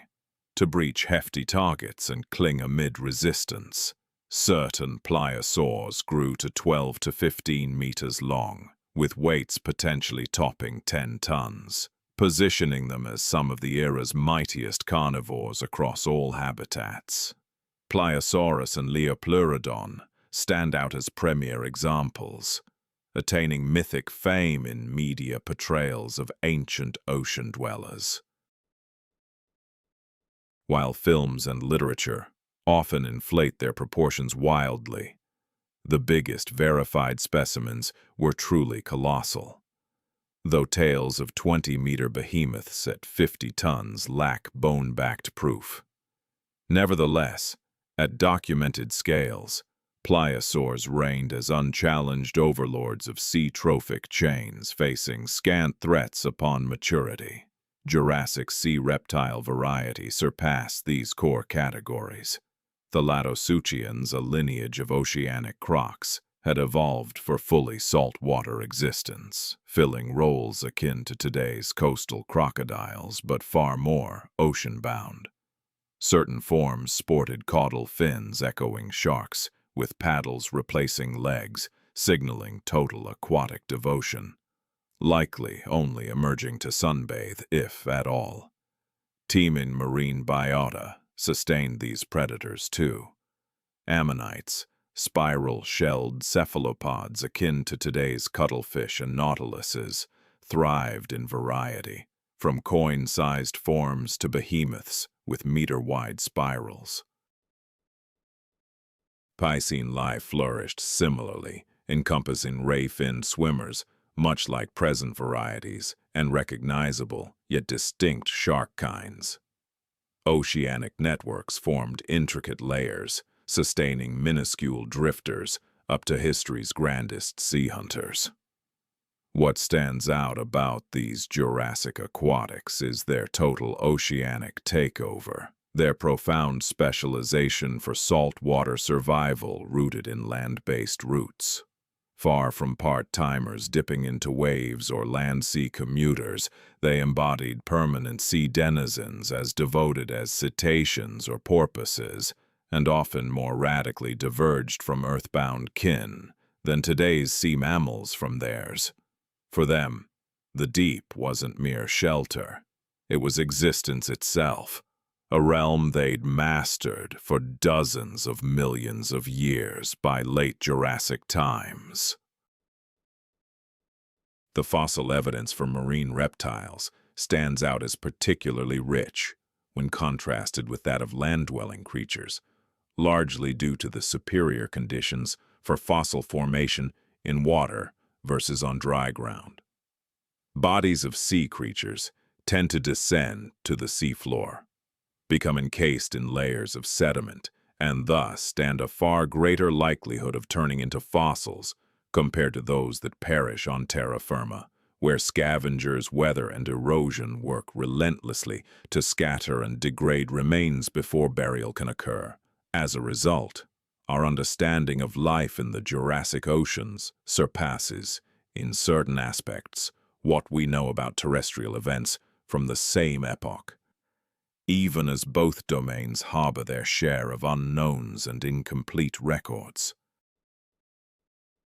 Those ancient seas teemed with perils, dominated by hunters that dwarfed any land-based meat-eater in size, and operated in a realm offering no refuge, no dens for shelter, no thickets to obscure vision, no hiding spots at all. Plunging into a Jurassic Sea would have meant peril in every zone, the coastal fringes stalked by lesser hunters, the profound depths prowled by pliosaurs, and the water's surface vulnerable to pterosaurs, snaring tiny prey, or to air-breathing marine reptiles surfacing for gulps of air. This underwater world formed a seamless, self-contained network of life, unbound by the sharp separations between sea and shore, seen in many contemporary shorelines. Marine reptiles reigned supreme within it, embodying the essence of hunter and hunted amid Earth's vastest living space. By then, both oceans and continents had been claimed, brimming with varied reptile populations that seized every possible ecological slot. Yet, one domain stayed mostly vacant well into the Mesozoic's midpoint, the heavens. Taking to the skies demands profound overhauls in anatomy, energy use, and habits, making it a rare evolutionary feat. Across Earth's biological chronicle, just 4 vertebrate lineages have pulled off true powered flight. Insects led the way eons ago, then pterosaurs during the Triassic, birds emerging in the Jurassic, and bats arriving late in the Cenozoic. Among vertebrates, pterosaurs pioneered aerial mastery, holding sway as the planet's premier flyers for more than 160 million years. Pterosaurs weren't dinosaurs, despite frequent lumping with them in public perception and displays. They branched separately from archosaurs, the broad clade encompassing crocs, dinosaurs, and birds. They developed flight entirely on their own, distinct from the bird-producing line. This parallel evolution, diverse lineages tackling identical challenges, yielded airborne creatures that shared some surface resemblances, yet rested on wholly distinct skeletal frameworks. The starkest contrast lay in their wings. Avian wings rely on feathers, intricate keratin formations linked to altered forelimbs. Pterosaur wings consisted of patagia, expansive webs of skin, muscle, and vasculature, spanning from an exceptionally extended 4th digit to the torso, with extra flaps occasionally linking the rear limbs to the tail. Far from mere flimsy hides, these wings incorporated muscle strands, especially actinofibrils, which lent rigidity and enabled mid-flight tweaks to camber and tautness for better lift and agility. That pivotal fourth finger stretched to lengths rivaling or exceeding the body, built from lightweight, air-filled hollow bones tied to the lungs, akin to sauropod cervicals. Such design slashed mass while upholding durability, vital for airborne creatures slashing every ounce. The remaining digits stayed compact, ending in talons suited for scrambling up surfaces, ambulating or snatching food, allowing pterosaurs handy forepaws despite folded wings. During the Jurassic, pterosaurs varied from sparrow-sized forms to those spanning nearly 4 meters across the wings. The era's behemoths awaited the Cretaceous, when certain kinds ballooned to over 10 meters, crowning them the grandest flyers ever. Jurassic varieties, though smaller, proved varied, occupying roles from shoreline piscivores to interior bug hunters, from glider experts to ground dwellers that likely foraged afoot much of the time. Jurassic pterosaurs split into 2 chief clades, mainly differentiated by tail proportions. During the Jurassic era, 2 primary pterosaur groups stood out, mainly differentiated by the extent of their tails. The rhamphorhynchoids, derived from the well-documented Rhamphorhynchus, featured elongated tails that stretched far past their torsos, occasionally ending in a diamond-like vein, functioning as a flight stabilizer. These extended appendages offered crucial balance, especially for creatures pursuing prey above aquatic environments, where accurate turns were essential for capturing fish near the water's edge. Rhamphorhynchus fossils, exquisitely conserved in the Solnhofen limestone, not only display skeletal remains but also imprints of wing skins and gut remnants indicating a menu of fish alongside squid. In contrast, the pterodactyloids of that time, including Pterodactylus and its kin, sported drastically shortened tails, often just remnants, and offset this by evolving bigger skulls and reshaping their frames to move the balance point ahead. Such adaptations yielded distinct aerial capabilities compared to the rhamphorhynchoids, likely favoring nimbleness and swift turns. Over time, these forms would rise to supremacy among pterosaurs in the Cretaceous, supplanting the long-tailed varieties entirely. Pterosaur craniums exemplified ingenious-like construction, boasting extremely slender bones, reinforced by slender beams and punctuated by vast fenestrae that cut mass without sacrificing strength. Most Jurassic kinds packed their mouths with dentition, although advanced Cretaceous versions shifted to edentulous bills, and tooth designs differed widely by feeding habits. Piscivores sported slender, pointed denticles that meshed upon biting, forming a trap for elusive catches.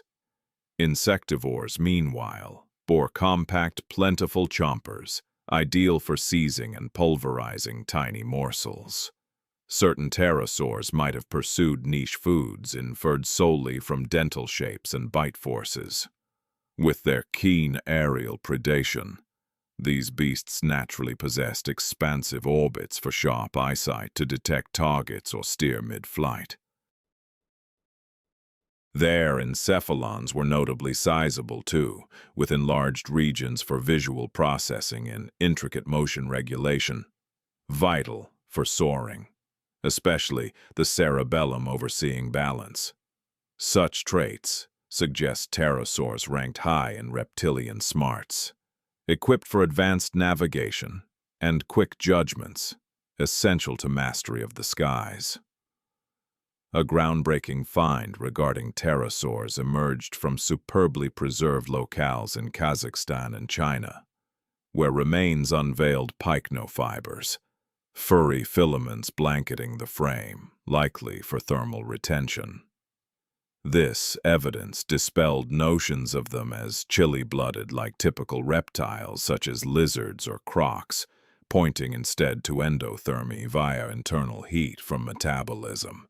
It aligns perfectly with the demands of aviation, a power-hungry pursuit that demands ongoing muscle work producing ample warmth.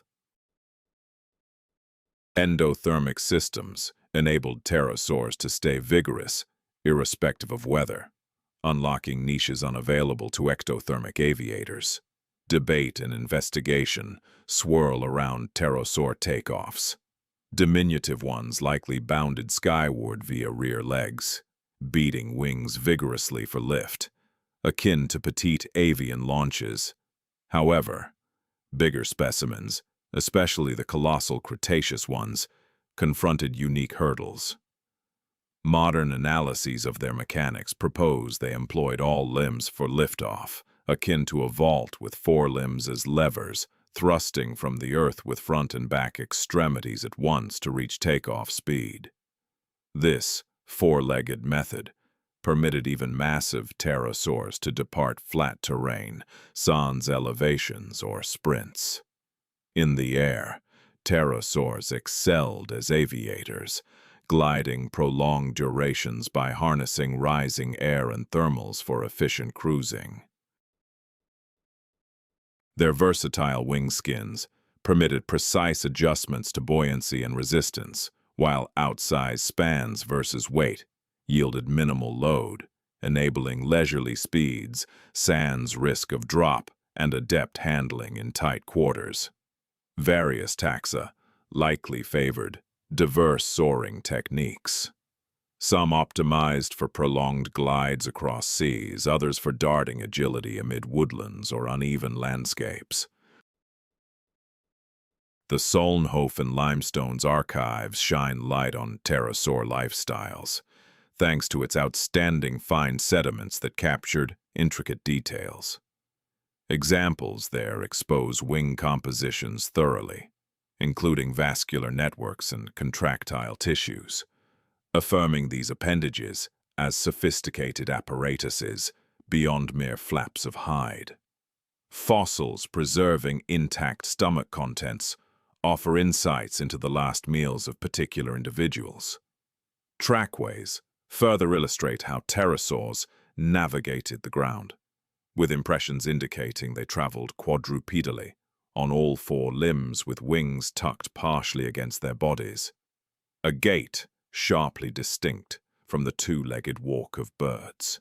Such ground-dwelling prowess implies that pterosaurs weren't solely sky dwellers that touched down merely to rest or breed. Likely, they devoted much of their time to terrestrial pursuits or scaling cliff faces, interacting socially, pursuing minor prey, and handling routine behaviors that rarely fossilize as dramatically as their soaring traits. The notion of pterosaurs as perpetual airborne creatures, alighting only when fatigue compelled them, holds poetic appeal but lacks substantiation. Similar to birds, pterosaurs possess the ability to take flight rather than being confined to it exclusively. Their reproductive habits continue to puzzle experts, yet clues from preserved eggs and immature specimens suggest hatchlings could likely fly or glide soon after emerging. This points to a departure from the prolonged nurturing seen in today's birds, where nest-bound fledglings depend on fed provisions from parents. Pterosaur young might have fended for themselves early on, perhaps lingering close to adults or banding together for safety. Their eggs featured flexible, leathery shells, unlike the rigid casings of avian eggs. Yet another divergence among these soaring reptile lineages.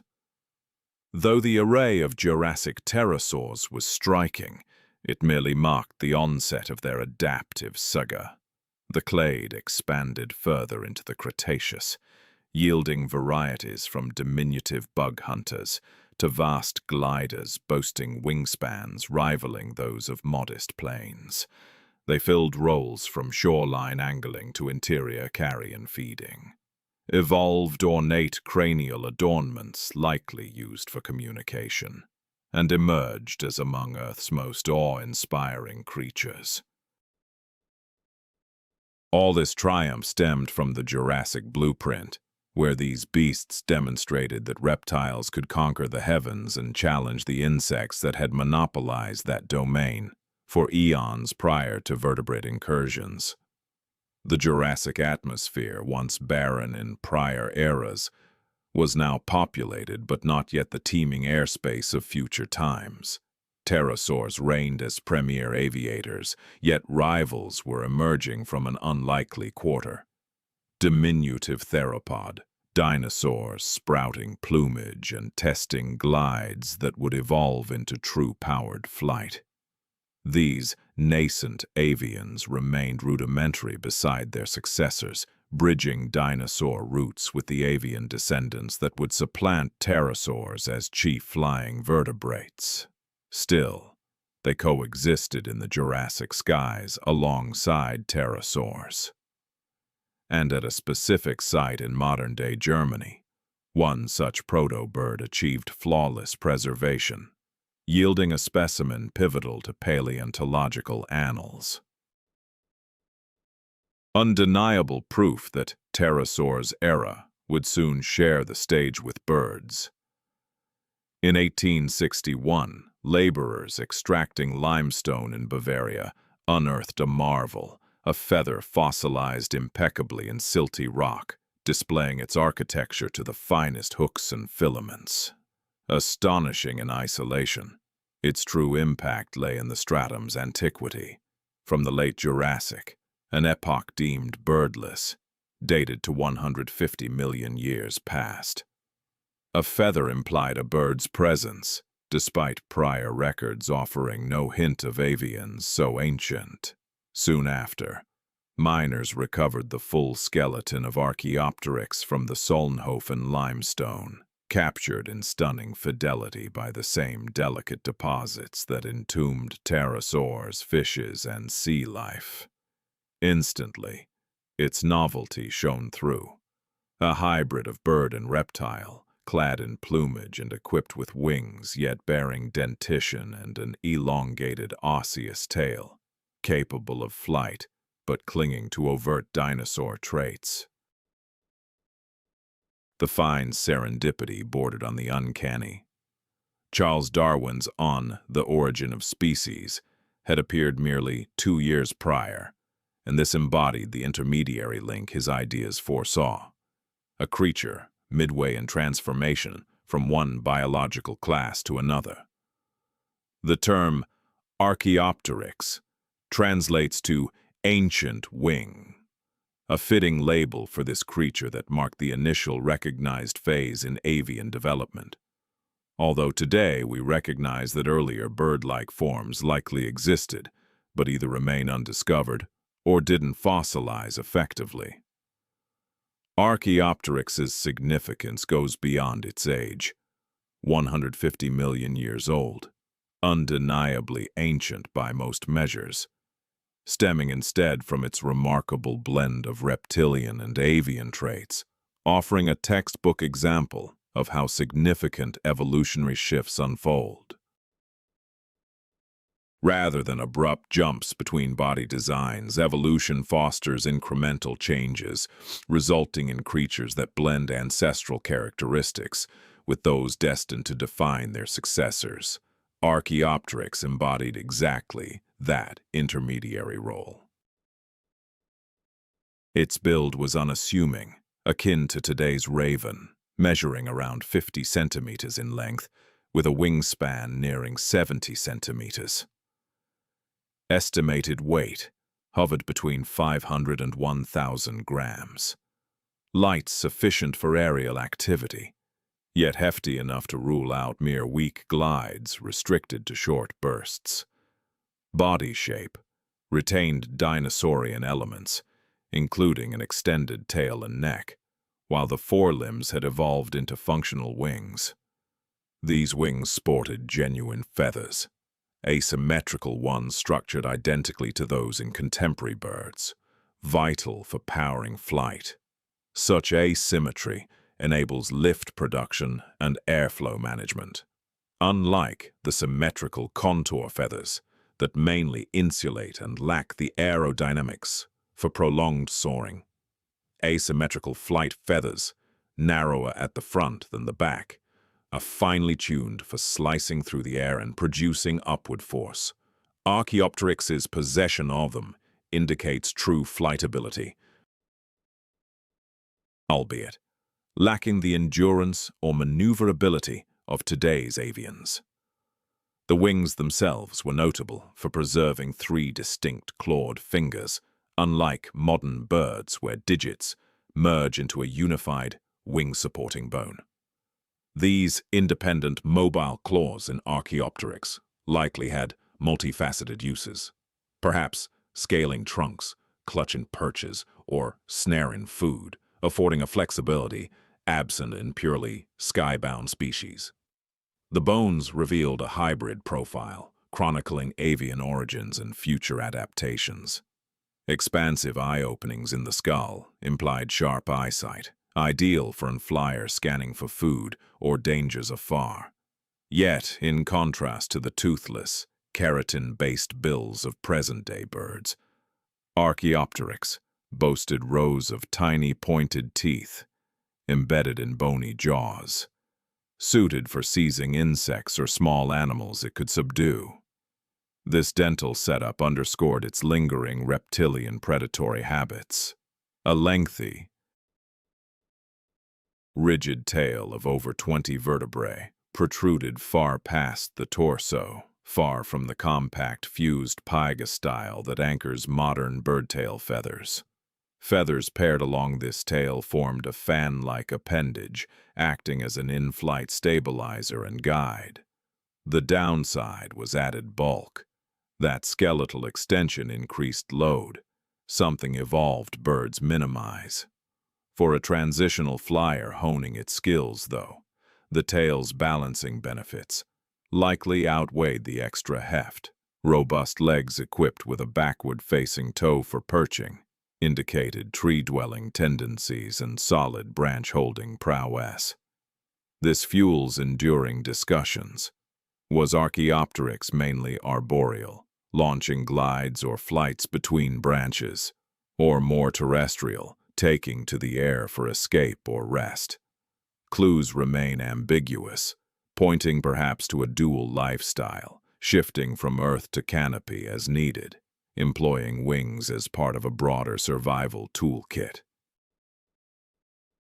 Debate over Archaeopteryx's flight prowess has persisted for generations, with views spanning from minimal gliding to competent short-range powered flight. Cutting-edge studies of its mechanics propose a middle ground. Archaeopteryx possessed the ability for powered flight, allowing it to actively beat its wings to produce lift and propulsion, instead of merely soaring without effort. However, it couldn't maintain flight for extended periods or execute the intricate maneuvers seen in today's birds. Its flying method likely involved short bursts of intense activity, with quick, vigorous wing flaps to climb or accelerate briefly, followed by either touching down or shifting to a glide to save strength. The absence of a keeled breastbone, the reinforced structure that anchors the powerful flight muscles in contemporary birds, implies that Archaeopteryx's wing muscles were not as robust as those in its descendants. Yet, the design of its shoulder allowed for the complete sweep needed for active flapping. Moreover, the furcula, or wishbone, those merged collarbones functioning like a spring to recapture energy during strokes, reveals that the essential hardware for generating lift through flapping was already in place. Archaeopteryx managed flight, though it was very much in the early stages of mastering it, still fine-tuning a blueprint that would evolve across eons into the incredibly streamlined aviators that modern birds represent. Reconstruction of Archaeopteryx's brain from its cranial structure highlights adaptations linked to aerial navigation and visual processing, including a bigger cerebellum for balance and control, plus enlarged optic lobes pointing to sight as the dominant sense. This aligns with the needs of a creature maneuvering through airspace and estimating ranges precisely during flight. Tasks requiring substantial brain power for quick decisions. While the overall brain size lagged behind that of current birds and regions for advanced thinking were less prominent, it was evidently equipped for intricate physical maneuvers and fast sensory interpretation. Only 12 Archaeopteryx fossils have turned up, all originating from the Solnhofen region in Bavaria, and preserved in the identical rock layer that also captured those remarkable pterosaurs and sea creatures. Such a localized cluster highlights either the creature's scarcity or, at minimum, the exceptional circumstances required to fossilize feathered remains so well.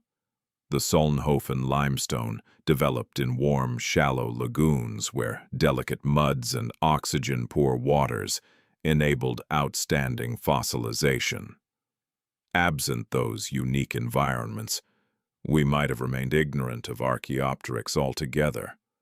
Lacking the stark proof of dinosaurs giving rise to birds, every find has offered fresh insights to paleontologists. The Berlin example, unearthed in 1877, stands as the best preserved and has undergone the deepest scrutiny. The London one marked the initial formal scientific account. Newer finds display differences among samples, which could signal multiple Archaeopteryx species or simply natural differences in one kind. These have uncovered specifics on feather patterns and muscle anchors invisible in older specimens. Archaeopteryx's role in evolution goes further than confirming birds' dinosaur origins, a fact now so solidly accepted, it's hardly debated. Instead, it illustrates the mechanics of evolutionary shifts.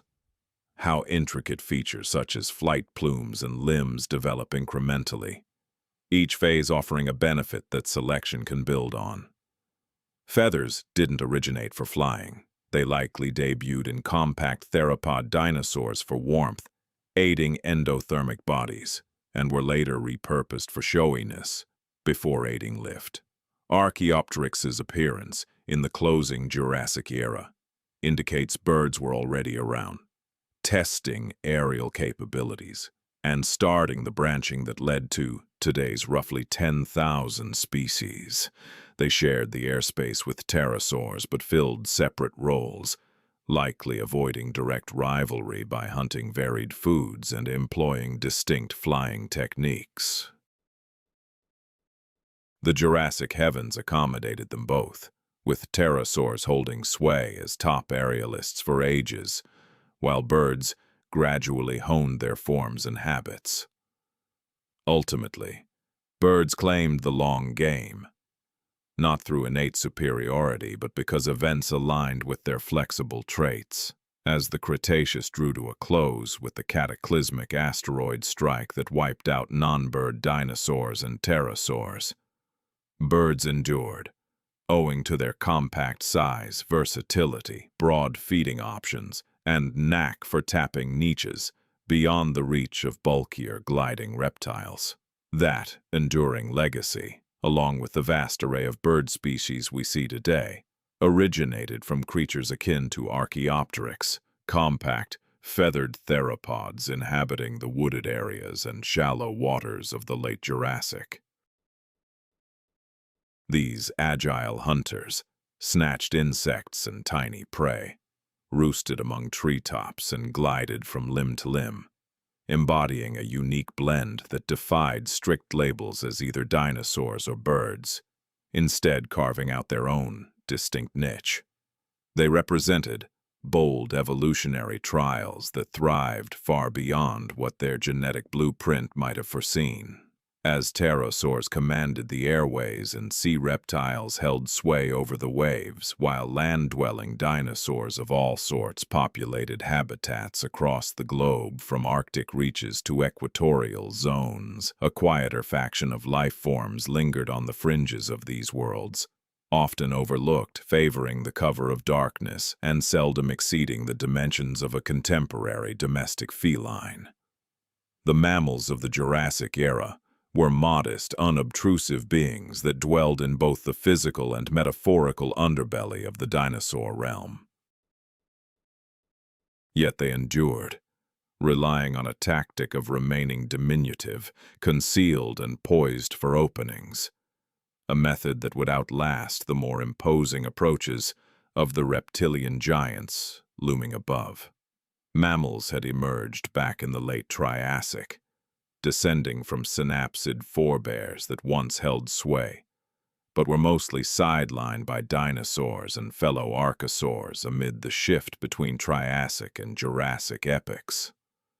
When the Jurassic dawned, these mammals had already spent millions of years as peripheral pint-sized dwellers, a status they would hold steady for over 100 million more years across the full Mesozoic tenure, without ever scaling the stature or variety that defined them post-asteroid. Once non-avian dinosaurs vanished and freed up vital ecological slots for mammalian expansion. The restriction to small scales wasn't mere chance or oversight. In dinosaur-overrun biomes, space for sizable mammals simply didn't exist. The vital functions that hefty mammals later claimed, grazers munching foliage, carnivores pursuing those grazers, and versatile feeders bridging the gaps, were firmly held by dinosaurs that had pioneered and honed such traits across eons. Any mammal daring a head-on clash for those territories would falter, edged out by creatures fine-tuned for the job with anatomies sculpted by deep evolutionary legacies. Rather than vie outright, mammals persisted by sidestepping rivalry, carving out overlooked corners that dinosaurs struggled to reach or master. Embracing a nighttime lifestyle proved a key ploy, with roots in reptilian lineages and likely reliant on eyesight for pursuit. Dinosaurs thrived in daylight under bright conditions.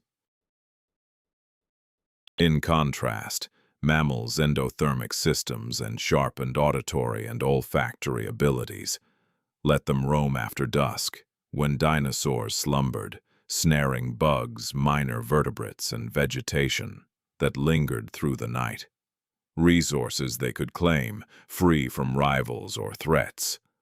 Evidence of Jurassic mammals in the fossil record remains disappointingly thin next to the abundant dinosaur finds from that epoch, owing in part to how fragile tiny skeletons resist decay compared to robust ones, and because the habitats of these creatures, dense woodlands, leaf litter, and underground dens, aren't conducive to preservation.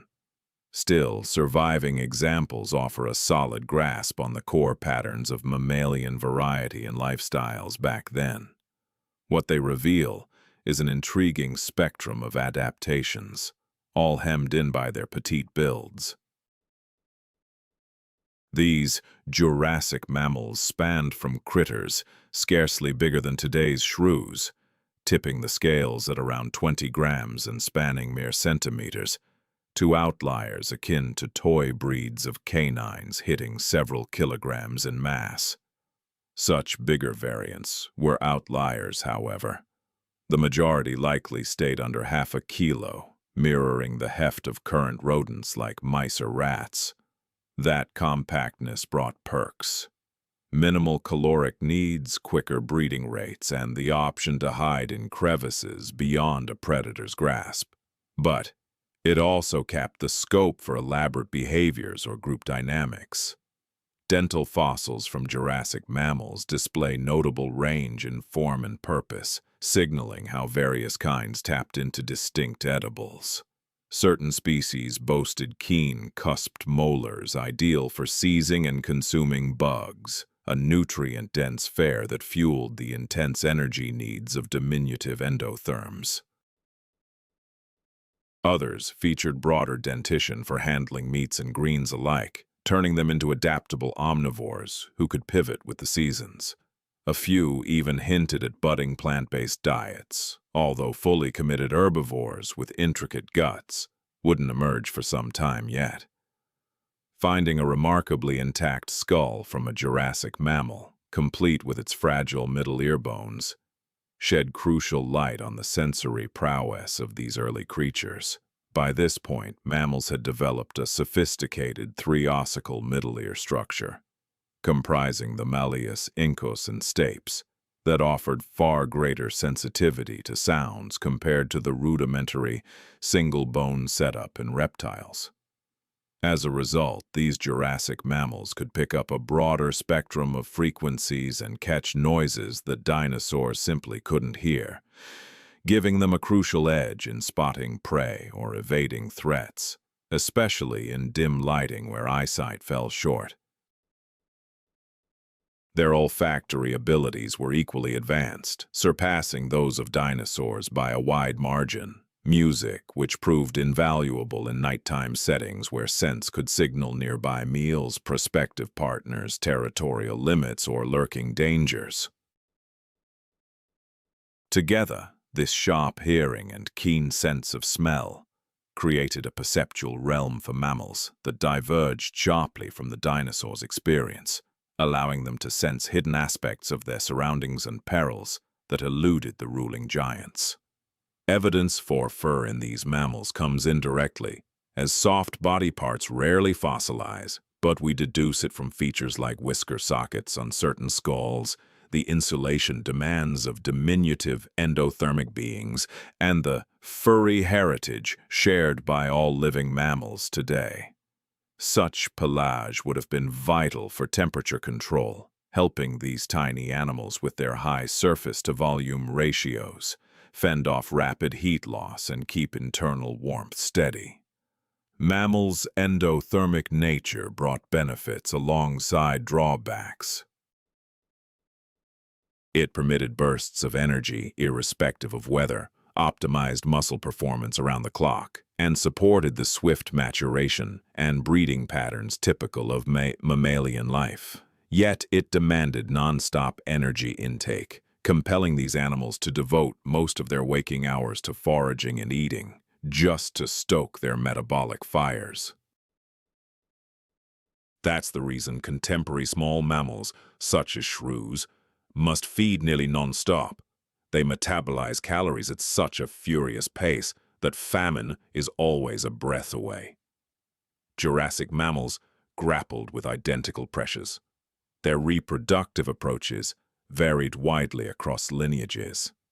Certain groups, like the monotremes that later evolved into platypuses and echidnas, stuck to egg-laying in the old reptilian fashion, but nurtured their eggs and hatchlings in ways far more attentive than most reptiles. Meanwhile, others had advanced to live birth, though these primitive viviparous forms likely delivered immature young needing prolonged parental attention, much like today's marsupials.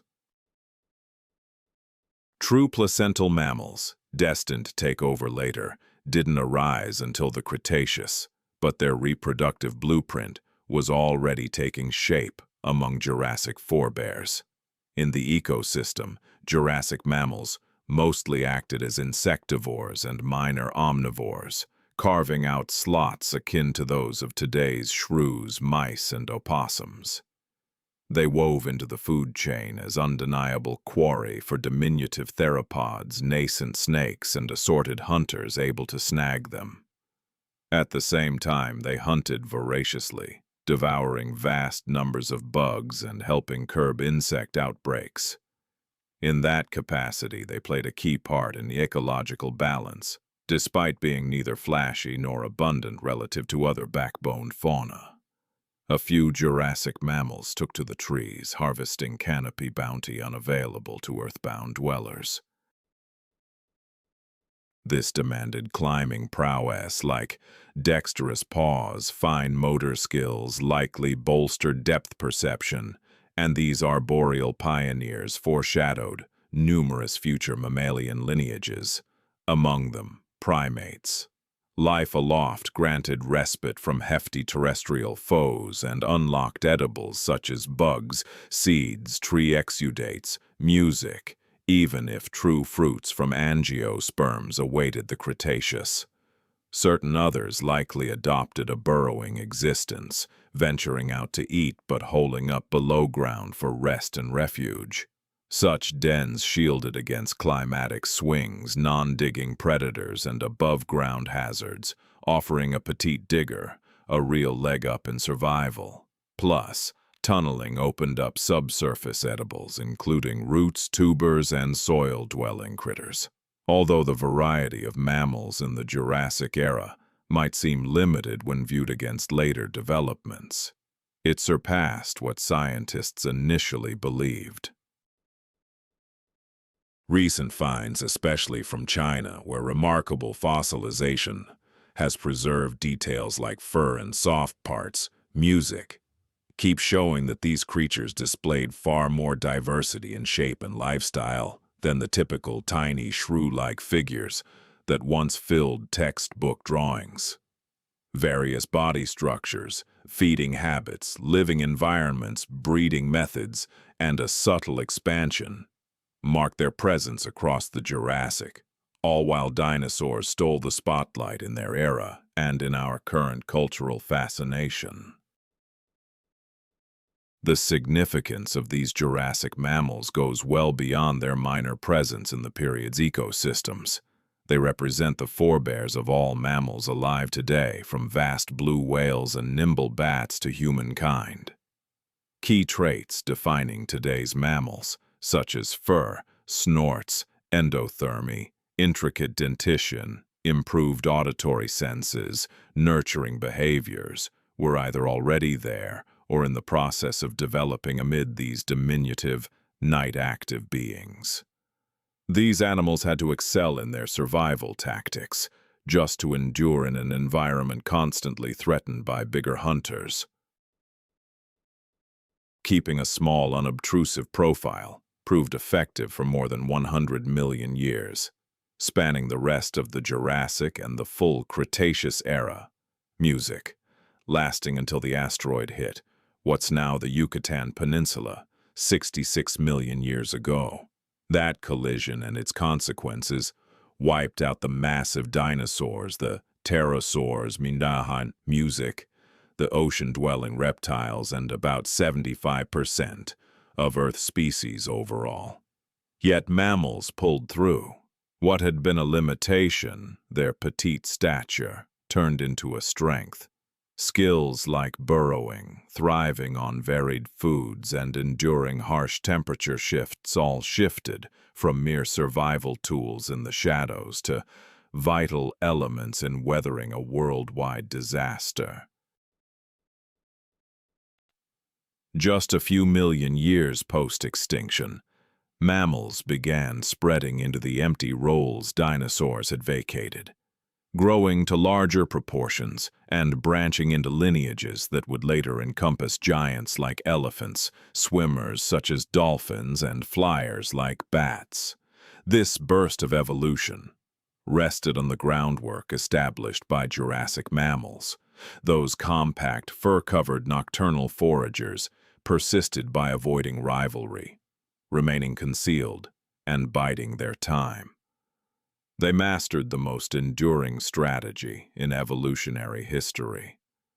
Ultimately, their endurance yielded rewards unimaginable on those Jurassic evenings as they rummaged through foliage while dinosaurs rested.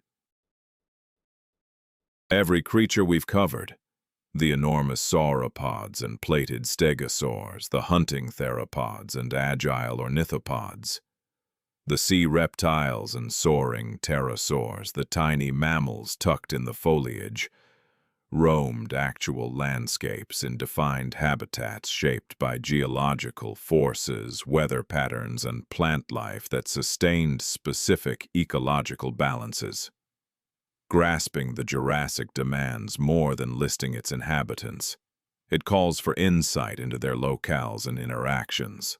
For late Jurassic North America, the Morrison Formation offers a stunning glimpse into a distinct era and region via its embedded remains.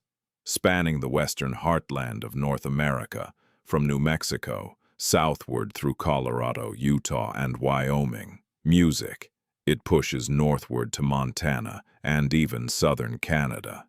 This expansive area, spans hundreds of thousands of square kilometers. The sediments forming it accumulated over approximately 10 million years. Between roughly 156 million and 147 million years ago. Thus, the Morrison Formation doesn't capture one instant, but instead forms a broad mosaic of an age, illustrating shifts in ecosystems, the rise, peak, and fade of various species. The semi-arid setting behind the Morrison Formation featured clear, wet, and dry phases, unlike the steady moisture in certain other Jurassic regions.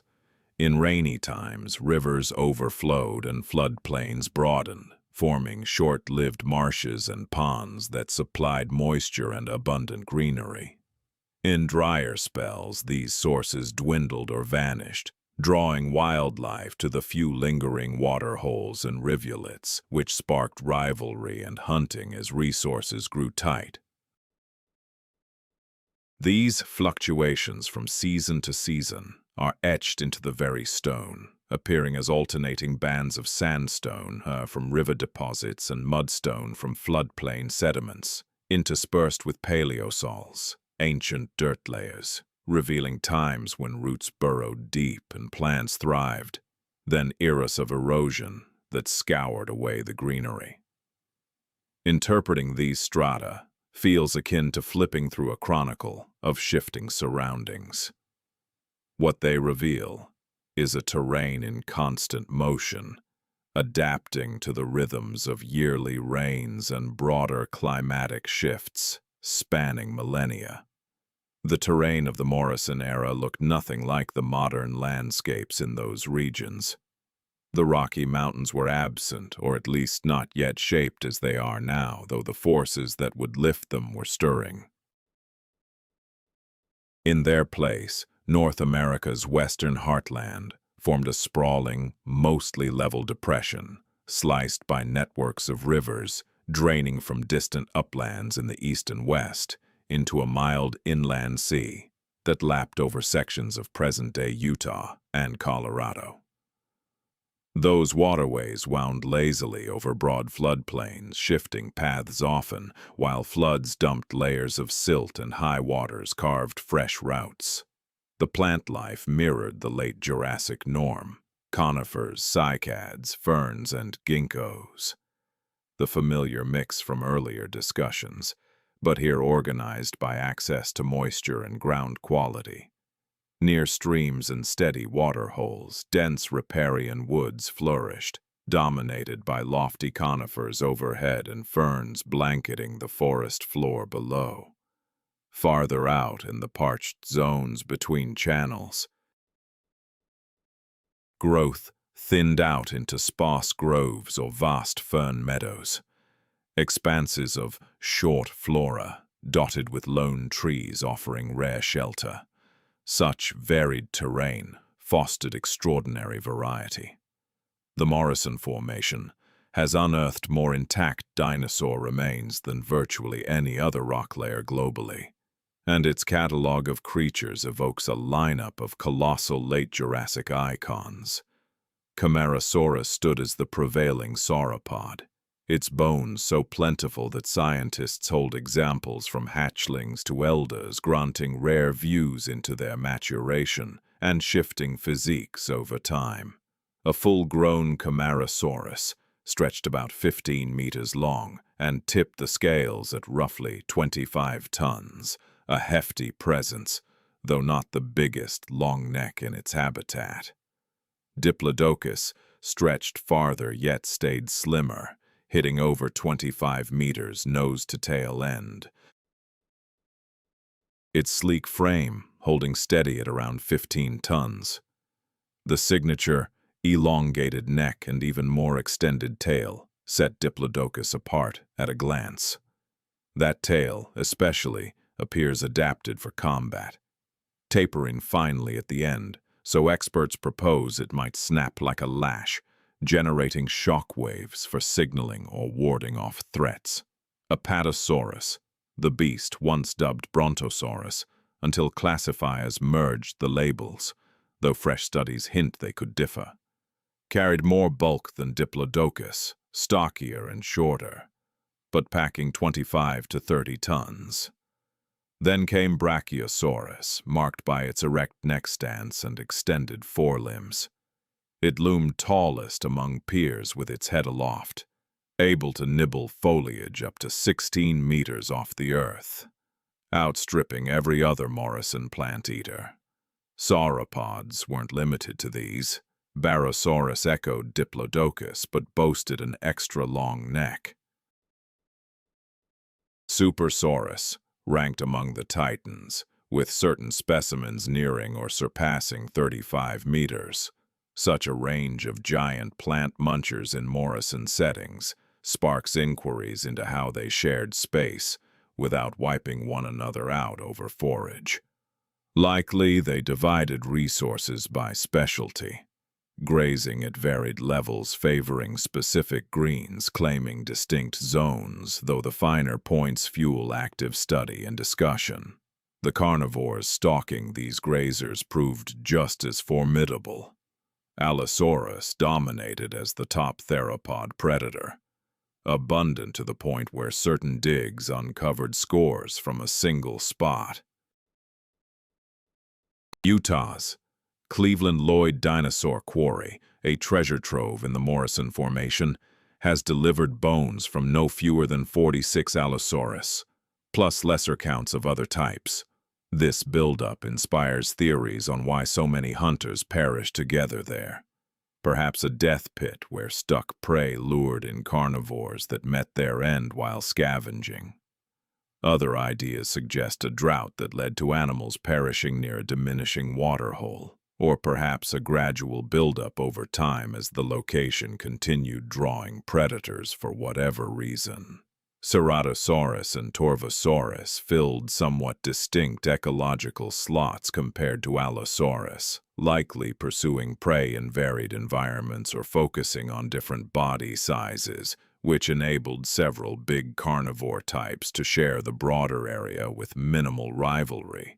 Tiny theropods such as Ornitholestes, roughly the size of today's turkey, targeted diminutive animals like lizards, primitive mammals, and bugs,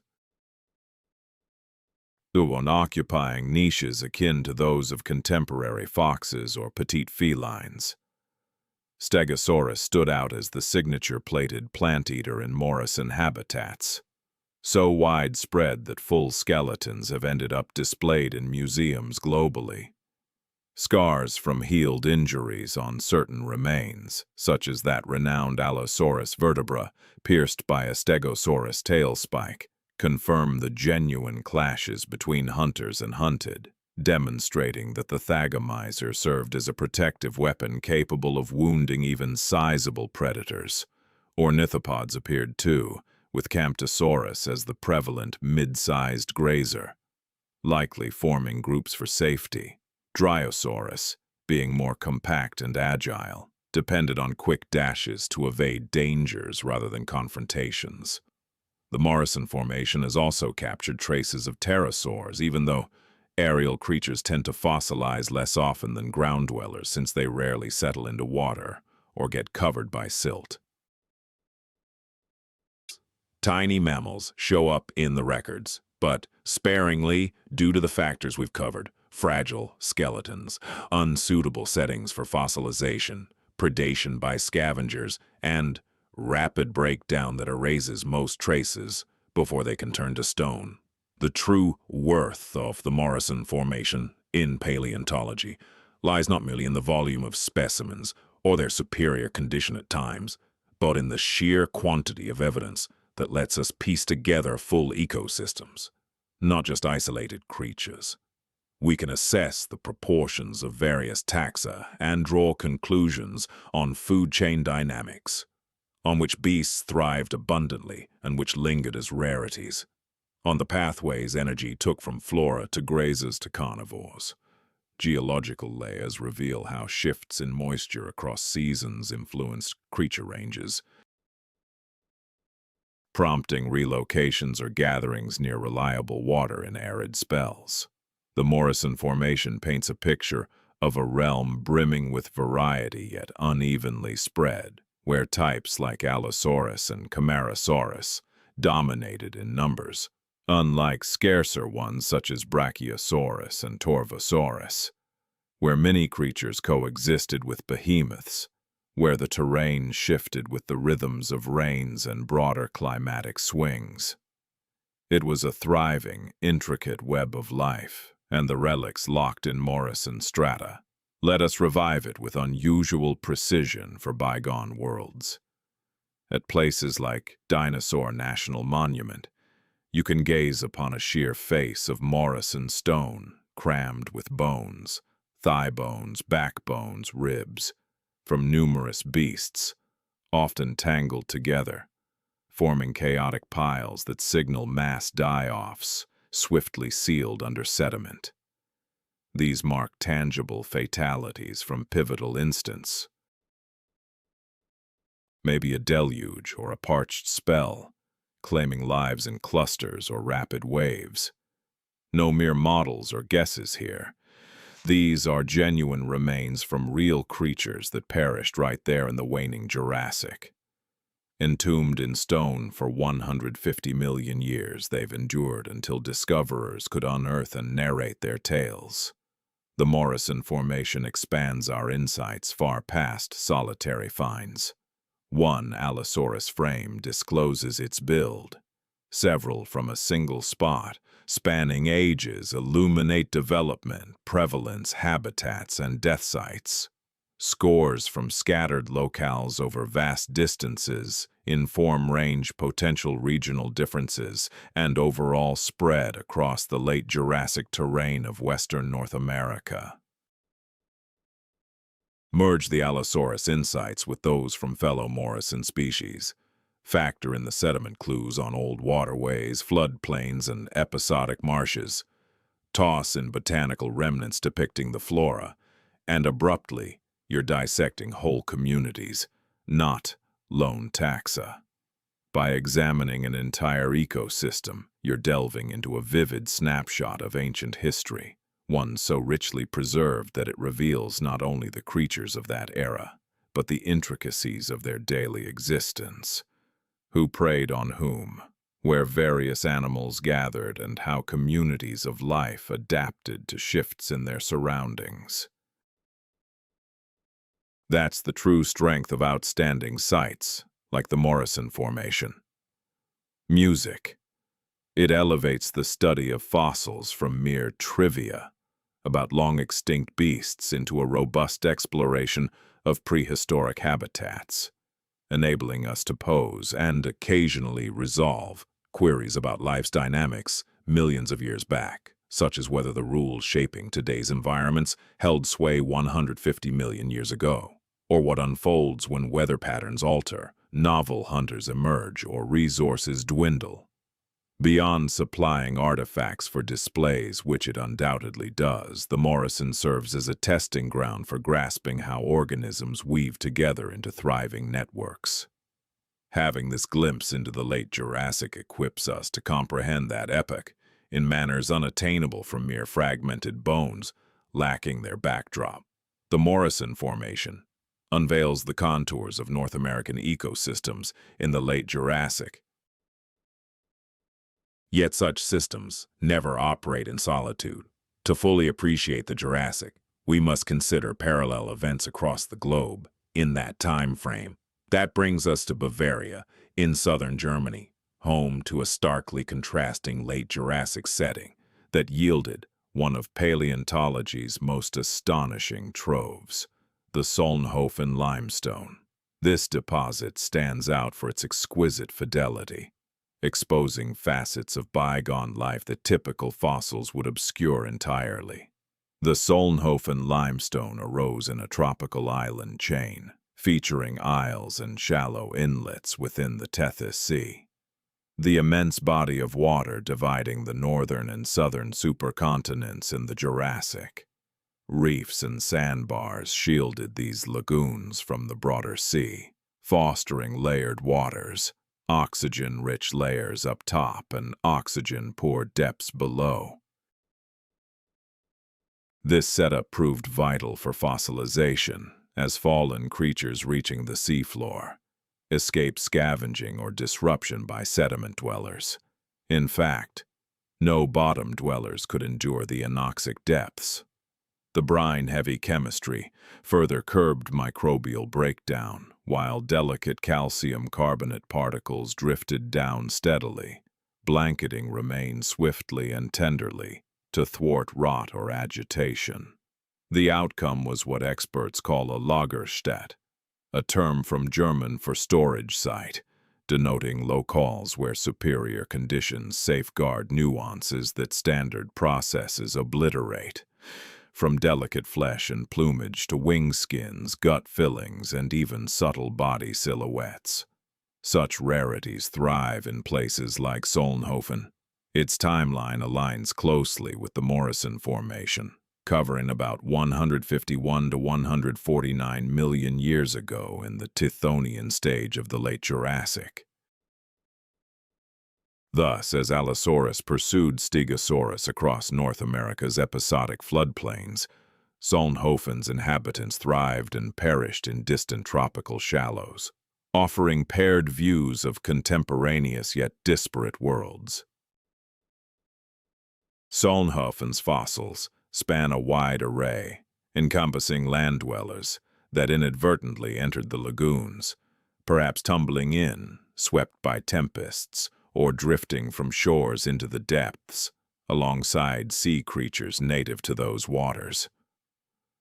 Aerial species shine especially bright here, likely due to their flights over the lagoons leading to occasional plunges from fatigue or gales, positioning Solnhofen as the top locale for pterosaurs and primitive avians. Rhamphorhynchus ranks among the site's most frequent pterosaurs, captured with such clarity that wing outlines, elongated tails ending in pyramidal fans, and even gular sacs, hinting at surface-skimming fish hunts, are visible. Music. Certain examples reveal ingested meals, yielding concrete proof of feeding habits instead of relying solely on dental clues. This granularity reshapes our view of these beings, evolving them from bony frames into dynamic entities with defined habits and niches.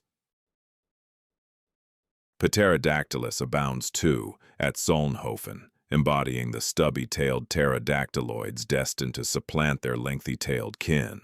The fossils from this site reveal the fragile skeletal framework of pterosaur craniums, featuring bones as thin as paper, supported by slender rods, along with insights into the wing's connection to the torso and the configuration of the digits. Several examples from various developmental stages enable researchers to examine developmental sequences and track modifications in pterosaur physiology during an individual's life phases. Yet, the standout discoveries at Solnhofen remain the Archaeopteryx specimens. Every one of the 12 documented instances of this pivotal avian form originates exclusively from Bavaria's this particular deposit. The remarkable state of conservation that encased pterosaur wing skins equally safeguarded the Archaeopteryx plumage, retaining such intricate features that individual feather barbs stand out clearly. The lopsided nature of the aerial plumes is unmistakable, leaving no doubt these were authentic operational structures designed to produce aerodynamic force. Absent the revelations from Solnhofen, we could have encountered Archaeopteryx remains in other locales. Yet the plumage details would elude us. rendering the narrative of avian origins from reptilian ancestors considerably murkier. Aquatic organisms thrived in Sonhofen seas, encompassing an array of fish, from compact group-swimming varieties to bigger ambush hunters. These piscine relics frequently exhibit such exquisite detail that their scales and fin structures come into sharp focus, and on occasion, even pigmentation remnants linger as molecular imprints within the stone. Cephalopods proliferated there, especially belemnites, those cephalopod relatives with internalized shells resembling squid, and ammonites boasting their spiraled outer casings. Each category formed key elements in the Jurassic ocean networks. Horseshoe crabs frequently turn up in Zonhofen layers, at times positioned as if they had been traversing the shallow seafloor prior to perishing, with their trails etched in the sediment right up to the carcass. Such creatures bear an uncanny resemblance to their present-day counterparts, illustrating a case of evolutionary stability, where an effective morphology endures across vast timescales, as natural pressures see no need for drastic alterations. Arthropods shine through in stunning clarity, such as dragonflies boasting wing expanses reaching 20 centimeters, far surpassing the scale of today's typical varieties, plus assorted beetles, dipterans, and additional taxa. This insect profusion at Sonhofen underscores their vital role in Jurassic habitats, functioning as agents for gymnosperm reproduction, agents of decay for lifeless biomass, and sustenance for bigger predators like the pterosaurs and nascent avians already mentioned. Tiny theropods sporadically emerge among the Sonhofen finds, with Compsognathus standing out as a hen-proportioned carnivore, likely pursuing small reptiles and bugs amid the lagoon-adjacent landmasses. A particular fossil holds the frame of a diminutive reptile nestled within the chest cavity, offering concrete proof of its feeding habits and demonstrating that even modest theropods proved adept hunters, skilled at snaring agile quarry. The scarcity of land-based dinosaurs in these strata aligns with expectations given the saltwater setting. Only those terrestrial creatures that accidentally entered the brine stood a chance at fossilization, an infrequent occurrence. Grasping Zonhofen's stratigraphic backdrop proves crucial to explaining the superior fossil quality. The rock formation consists of ultrafine particles of calcium carbonate that gradually precipitated from the waters in a uniform manner. Upon sinking, a deceased creature would swiftly become enveloped by this subtle silt, which conformed meticulously to its contours. Locking in external textures prior to rot could erase them. The oxygen-poor depths curtailed microbial action, thereby delaying breakdown and permitting mineral replacement to commence, while pliable parts remained intact. Such a synergy of rapid entombment, powdery substrates, low oxygen environs, and biochemical barriers to rot arises seldom in geological records, rendering Lagerstätten like this outliers instead of the norm. The bulk of expired life forms never petrify whatsoever, and for those that do, typically just durable elements such as skeletons and exoskeletons endure, with fleshy components dissolving entirely. Sonhofen epitomizes an ideal alignment of circumstances for holistic preservation, yielding a trove essential to decoding Jurassic biota. Moreover, the commercial worth of Sonhofen stone has spurred fossil unveilings. Its sleek, consistent grain suited it perfectly for lithography, a method pioneered in the closing decades of the 1700s, involving inscribing designs on polished slabs and replicating them onto sheets via press. Excavations targeted this specialized stone for such uses, and as laborers cleaved it into flat layers, fossils surfaced now and then. Many of these fossils were simply tossed aside as defects marring the quality of these prized stones for printing, while others gained recognition for their scientific significance and were preserved in museums or personal collections. This industrial quarrying operation has persisted for more than 200 years, with new fossils still surfacing from Solnhofen quarries in the present day. Every fresh find contributes to our knowledge base, often reinforcing established facts but sometimes unveiling surprises like novel species, rare instances of soft tissue fossilization, or clues to behaviors and habitats that had gone undocumented before. The persistent stream of such revelations keeps Solnhofen as a vibrant hub for ongoing research, far beyond its role as a repository of historical treasures. Contrasting the Morrison and Solnhofen sites highlights how varied habitats capture distinct facets of prehistoric existence. The Morrison yields vast numbers of big land-dwelling creatures, enabling in-depth studies of population dynamics and interactions within ecosystems. Solnhofen, by contrast, offers smaller fauna, along with remarkable preservation of delicate tissues, revealing anatomical intricacies and visual traits that the Morrison simply cannot provide. No single locality paints the full portrait of the late Jurassic era, but these two sites work in tandem, bridging voids and offering multifaceted insights into life around 150 million years ago. This dynamic extends across the field of paleontology at large. Reconstructing vanished worlds demands a mosaic of viewpoints drawing from diverse sedimentary layers that trap varied ecosystems and life forms under unique circumstances. The Morrison Formation stands as a cornerstone for exploring North America's late Jurassic land-based communities.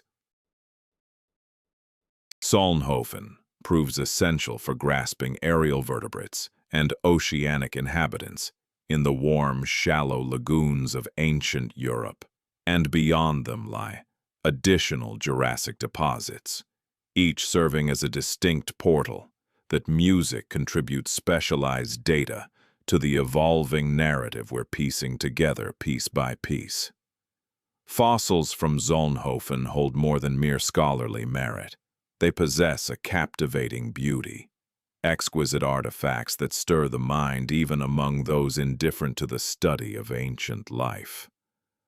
A sheet of Solnhofen limestone, bearing an impeccable Archaeopteryx or a Rhamphorhynchus splayed like a dried bloom, blends artistry with empirical insight. It's a tangible portal to profound antiquity. Rock that retains the contours of beings that, music, thrived and perished amid tropical archipelagos in Europe, long before the fauna we associate with today's Earth had appeared. This blend of intellectual depth and visual allure has elevated Solnhofen specimens to cherished status among institutions and enthusiasts alike, guaranteeing that fresh unearthings attract scrutiny and preservation instead of neglect or disposal. The Morrison Formation unveiled the ancient landscapes of North America. Solnhofen illuminated those of Europe. Now our focus shifts to Africa, toward a third remarkable vantage on the late Jurassic realm. In southeastern Tanzania, the Tendaguru Formation safeguards remains from the same epoch as the Morrison and Solnhofen, offering a southern lens on Jurassic biodiversity and prompting scientists to probe whether northern patterns echoed worldwide or if southern biomes evolved on divergent paths. The Tendaguru strata formed in a setting markedly unlike the Morrison's episodic river basins or Solnhofen's balmy inland seas. Here, a shoreline realm featured river mouths spilling into gentle coastal waters, forming a liminal area where riverine and oceanic influences intertwined, capturing both land and sea dwellers in the record.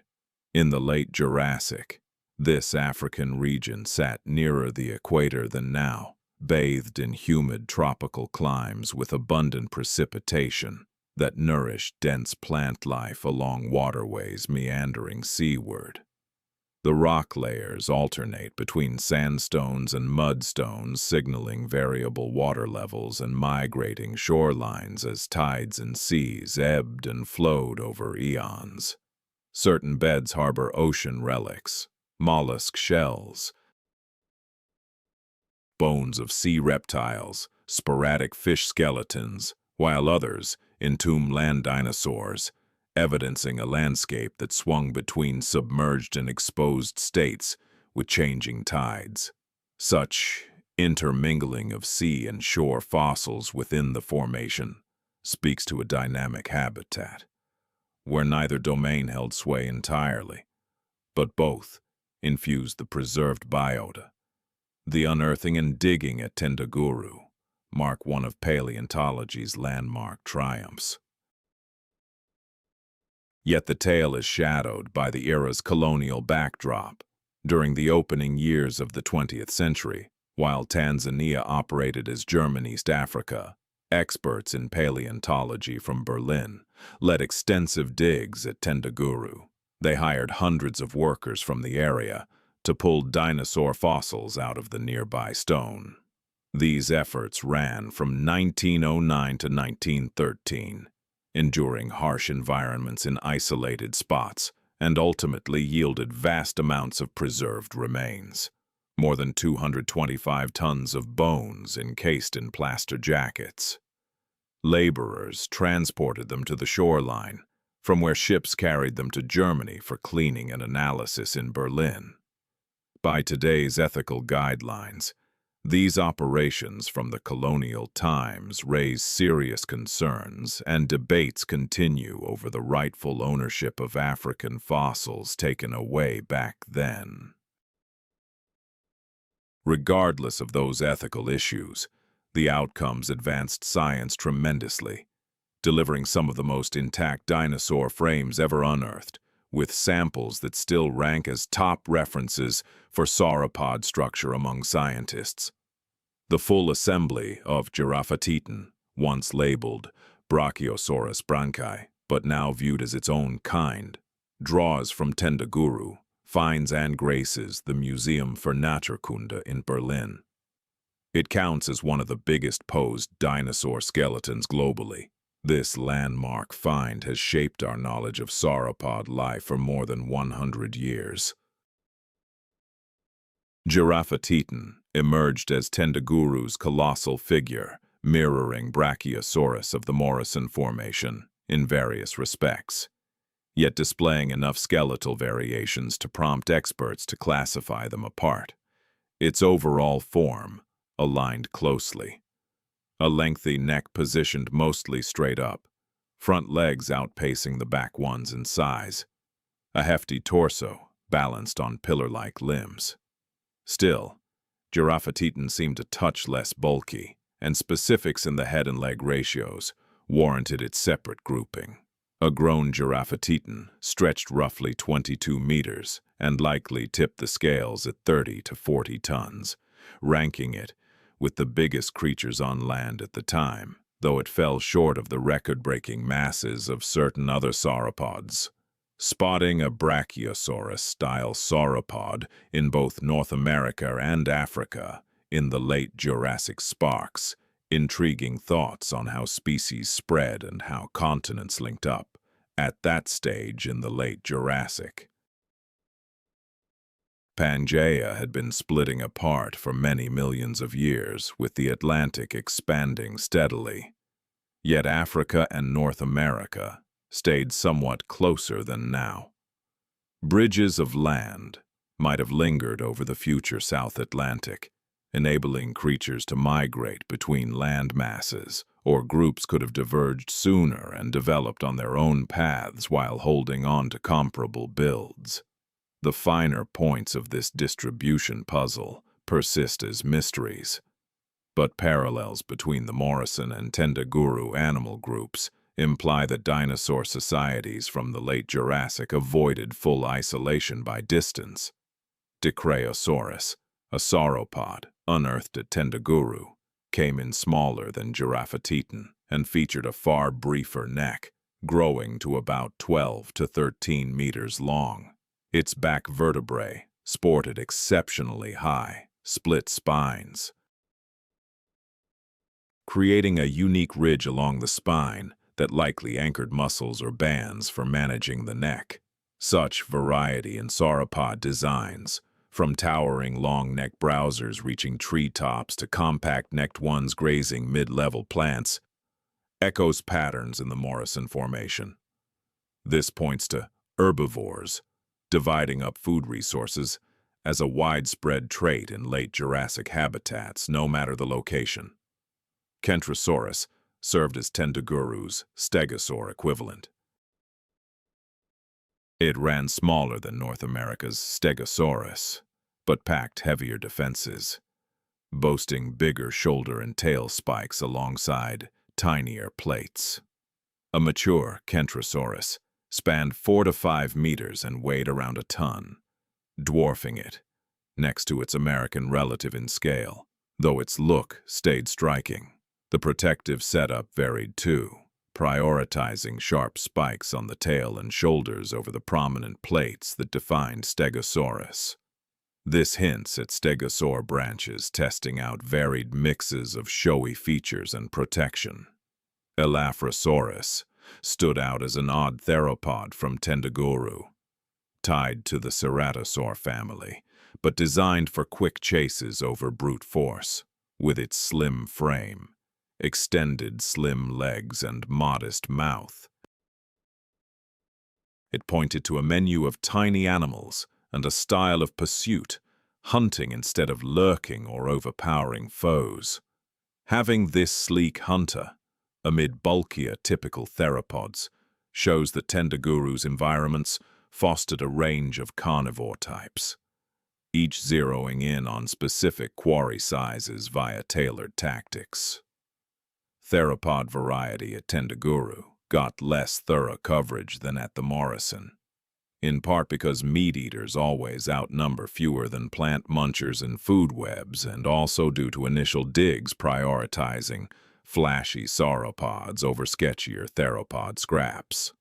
Sufficient evidence has emerged to verify the existence of major predators there, with scattered teeth and skeletal elements pointing to creatures akin to Allosaurus. Debate persists on whether these belong to that exact genus or to related African variants. Tendaguru stands out for shedding light on the late Jurassic marine settings near dinosaur-inhabited lands. Certain strata hold remains of sea reptiles, especially plesiosaurs, inhabiting the shallow waters that occasionally inundated coastal zones. These oceanic fossils mingle with land-based dinosaur bones, indicating a shifting shoreline influenced by river deltas extending into the ocean and then getting covered as sea levels increased. Such dynamics allowed for the fossilization of both land and sea creatures side by side, offering a fuller view of the diverse life forms in the area. Plant remains at Tendaguru are scarcer than at many other locations, yet the discoveries mirror the flora of fellow late Jurassic sites, dominated by conifers, cycads, ferns, and other gymnosperms typical of the era. The plentiful large sauropods underscore robust plant growth, capable of sustaining various giant plant-eaters. The mix of high and low-level feeders implies a layered forest canopy, supplying varied browsing opportunities. Contrasting Tendaguru with Morrison and Solnhofen highlights parallels and contrasts in late Jurassic biomes. Each location boasts rich dinosaur variety, featuring several sauropod types living with plated herbivores, ornithopods, and assorted theropods. This points to a shared ecological framework across continents and habitats where sauropods reigned as key big herbivores and theropods as top hunters. Yet the exact taxa varied as Tendaguru hosted a unique assemblage that echoed North American forms but diverged notably. This ecological overlap, paired with species-level distinctions, aligns with populations isolated long enough for new species to arise, yet not so isolated as to spawn wholly novel forms. The late Jurassic marked a pivotal phase in Pangaea's fragmentation, when land bridges were fading, but not gone, permitting some faunal exchange while local flavors began to emerge. Tendaguru embodies this transitional snapshot, depicting an African world akin to those in North America and Europe, yet distinctly its own. Digging at Tendaguru also illuminated the prevalence of sauropods in late Jurassic settings. The vast haul of sauropod bones from numerous specimens proves these giants were commonplace, not outliers, and they overwhelmed the fossil assemblages where conditions favored preservation. This profusion reinforces their status as the era's chief megaherbivores, akin to today's elephants or bison in molding plant communities via grazing and sustaining carnivores as abundant quarry. Contemporary paleontology at Tendaguru persists. As Tanzanian and global teams launch fresh digs and scrutinize early 1900s collections with cutting-edge methods. These efforts sharpen our grasp of Tendaguru's fauna and its role in late Jurassic global patterns. Though colonial-era specimens linger in European collections, joint projects in 3D imaging are broadening access for researchers everywhere. Increasingly, there's acknowledgement that new finds should stay in Tanzania, bolstering local science, museums, and learning. The Tendaguru Formation enriches our mosaic of the late Jurassic landscape. It validates that North American traits like sauropod supremacy, varied theropod hunters, and defended herbivores weren't Morrison exclusives but hallmarks of late Jurassic land life broadly. Africa contributed its special blend, fully integrated into the epoch's overarching trends. This highlights how remarkable fossil preservation can happen in coastal zones where land and sea intersect, forming layers that record both terrestrial creatures and the sea life from nearby oceans, offering a fuller view of late Jurassic biodiversity than any isolated habitat could alone. We've explored key sites like the Morrison Formation, Zollnhofen limestone, and Tendaguru beds, observing the kinds of organisms that thrived in those specific spots at certain times during the late Jurassic. It's time now to pull back and examine the wider panorama to grasp what these individual glimpses together tell us about the entire late Jurassic era. From this expansive perspective, a time of remarkable variety and intricate ecological balance comes into focus.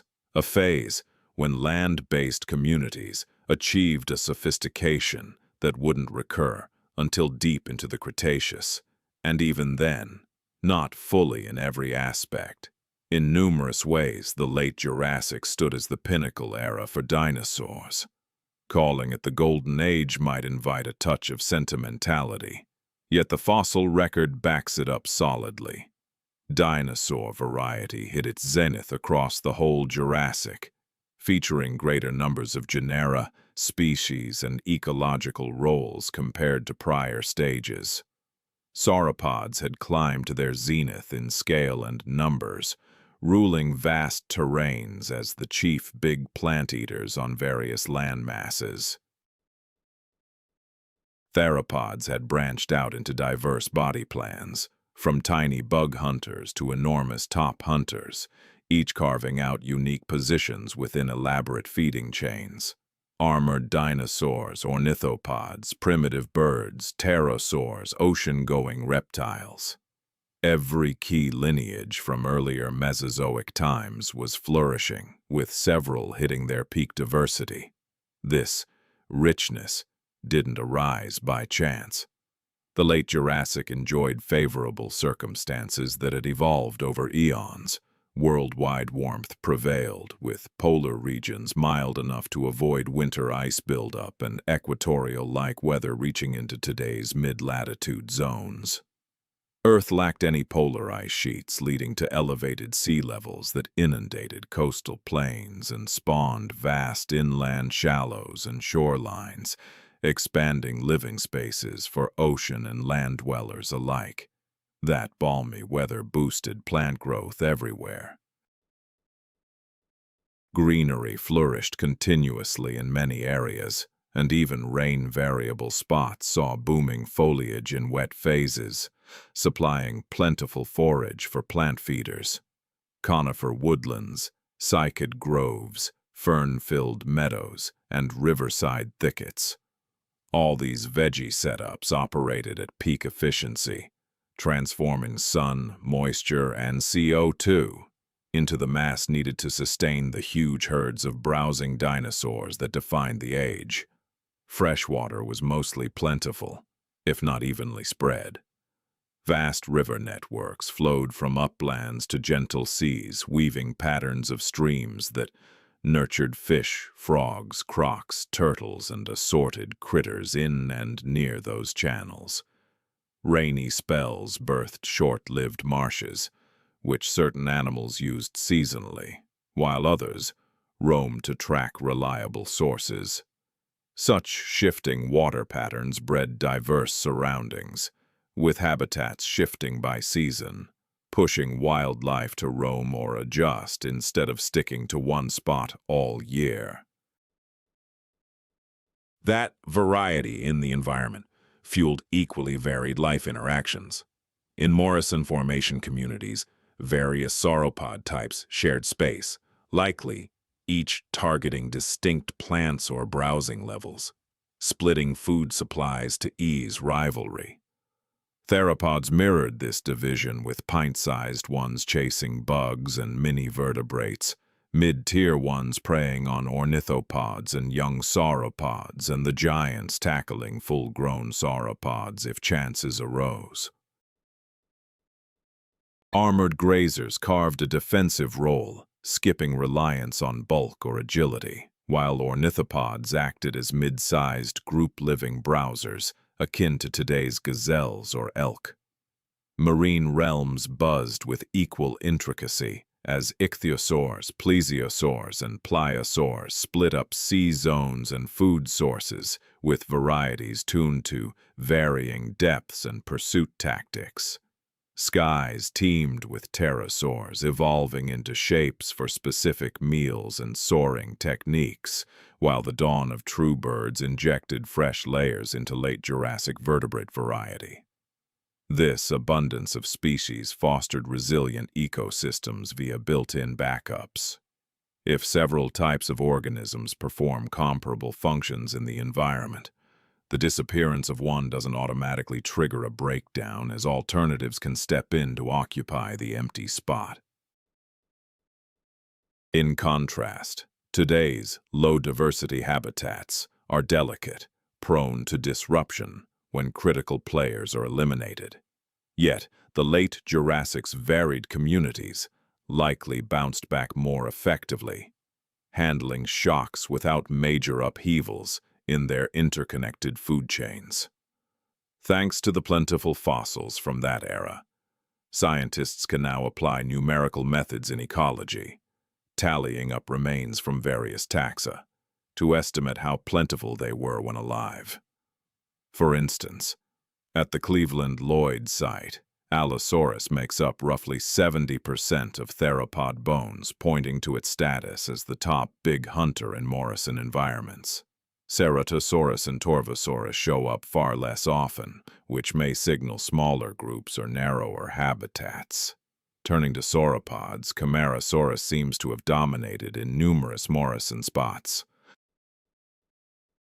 Diplodocus and Brachiosaurus were around too, though scarcer, hinting that Camarasaurus was adaptable enough to flourish across diverse settings. Unlike its more niche-focused relatives, such differences in commonality shed light on how species interacted and vied for resources. A widespread type excels at its role or taps into an underused slot with minimal rivalry. Scarcer ones could be tuned to rare conditions in confined zones or simply lose out to superior competitors, save in niche scenarios. Observing this mix of plentiful and sparse forms, instead of uniform numbers across the board, shows that late Jurassic habitats had clear organization, with certain approaches proving more effective, and evolution actively molding where species thrived.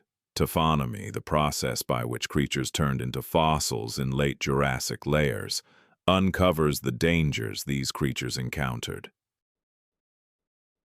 Plenty of Morrison Formation locations point to mass die-offs, spots where bunches of animals perished over brief intervals, likely amid dry spells that shrank water supplies, drawing crowds to the last puddles until thirst, hunger, or predators finished them off at those dwindling oases.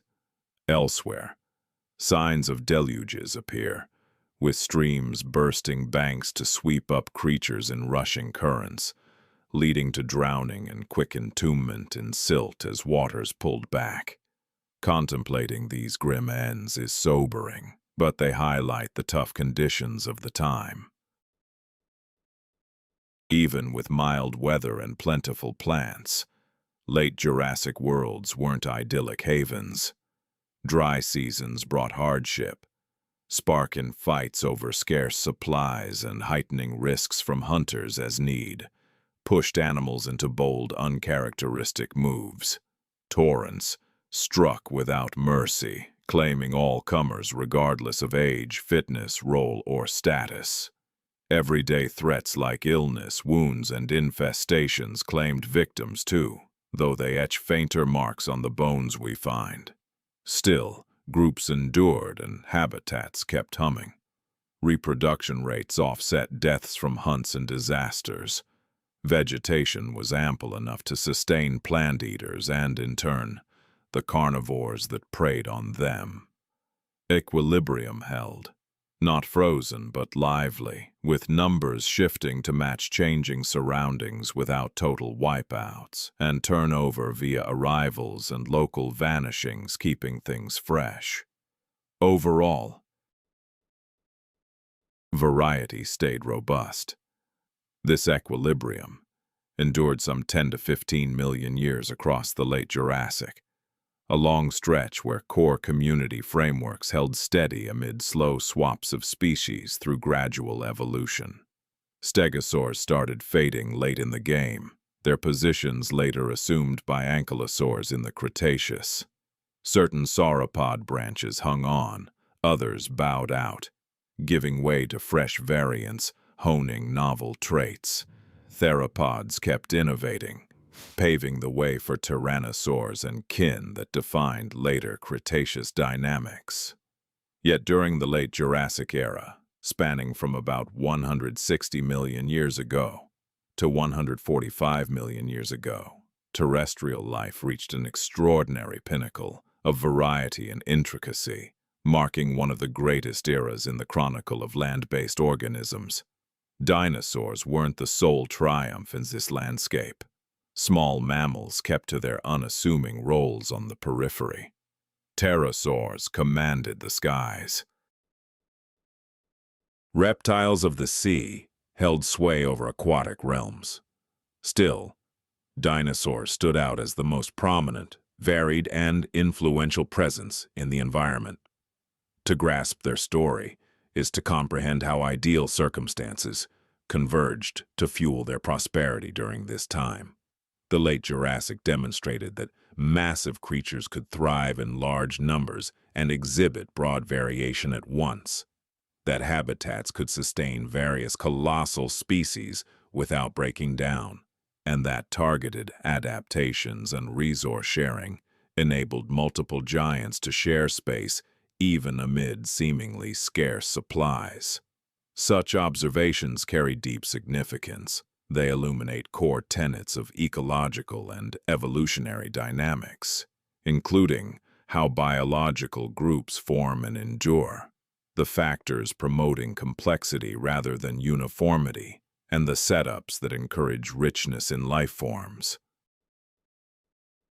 Moreover, they remind us that the late Jurassic world, despite its oddities and otherworldly qualities, followed rules we can comprehend today. The very mechanisms molding contemporary habitats were active back then, generating recognizable structures upon close inspection and underscoring the enduring rationale behind life's adaptation to possibilities and limitations.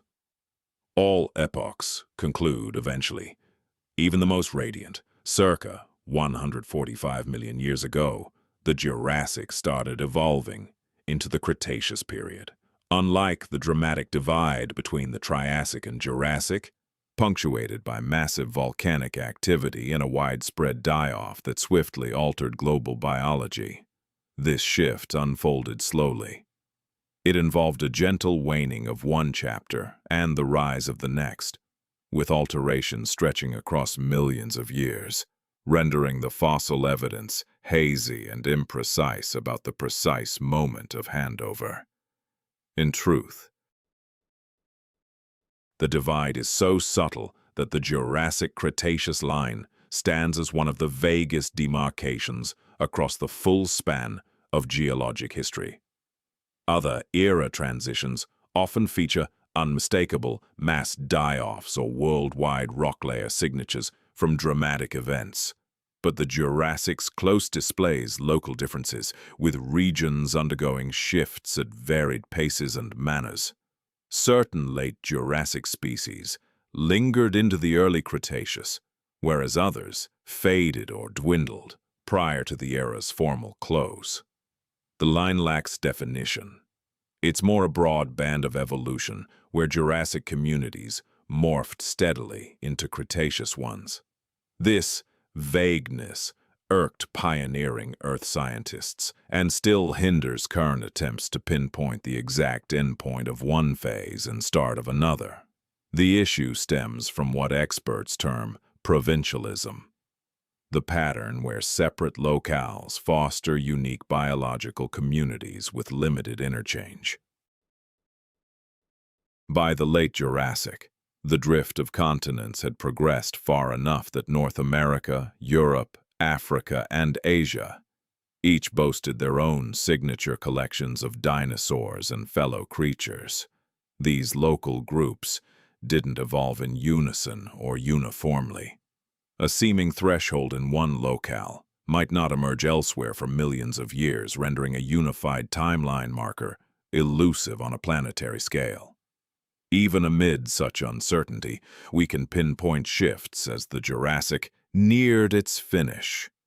Stegosaurs, prevalent in late Jurassic North America, vanished from that continent's fossils, although remnants endured in other places briefly. The drivers of their downturn remain elusive, perhaps rivalry from rival plant eaters, alterations in plant life, evolving predator dynamics, or routine species replacement through natural selection, where outdated forms yield to better-suited successors amid shifting environments. Regardless of the triggers, the iconic plated and spiked figures that defined late Jurassic terrains were receding, clearing space for ankylosaurs, the chief shielded dinosaurs of the Cretaceous. Certain sauropod branches also faced extinction or reduction at the Jurassic's tail end, though some endured and later expanded their variety in the Cretaceous. The diplodocids, those immense elongated-necked tail-lashing behemoths encompassing Diplodocus and Apatosaurus, mostly vanished from North America, persisting instead in South America, where they lasted well into the later Mesozoic. Titanosaurs, which emerged toward the close of the Jurassic but stayed fairly unremarkable at the time, underwent a massive surge in variety through the Cretaceous era. They ultimately rose to become the leading sauropods, giving rise to some of the biggest creatures ever to roam the land. Theropods, by contrast, displayed more steady progression than radical shifts. The massive hunters from the late Jurassic, such as Allosaurus, slowly yielded to emerging species. Yet the core theropod framework endured, and the Cretaceous brought fresh levels of variation and adaptation to this group. Tyrannosaurs, previously minor hunters on the fringes in the Jurassic, would grow into the top carnivores, ruling late Cretaceous habitats across the northern hemisphere. Dromaeosaurs, the quick-witted hunters made famous in movies and novels, branched out further in the Cretaceous. Many sported feathers, resembling lethal avians more than the rough-skinned lizards of common depictions. Regarding birds themselves, the shift from Jurassic to Cretaceous proved pivotal for avian development. Early forms like Archaeopteryx and its relatives were rudimentary, more akin to dinosaurs than modern flyers in various respects. In the early Cretaceous, however, genuine birds started to multiply swiftly. They evolved a keeled breastbone for anchoring robust flight muscles, honed their wings for superior aerodynamics, and ventured into habitats that positioned them to emerge as the richest array of land-dwelling vertebrates. Skies in the Cretaceous increasingly favored birds over pterosaurs even as pterosaurs persisted, grew to their grandest proportions during that time, and met their downfall only later.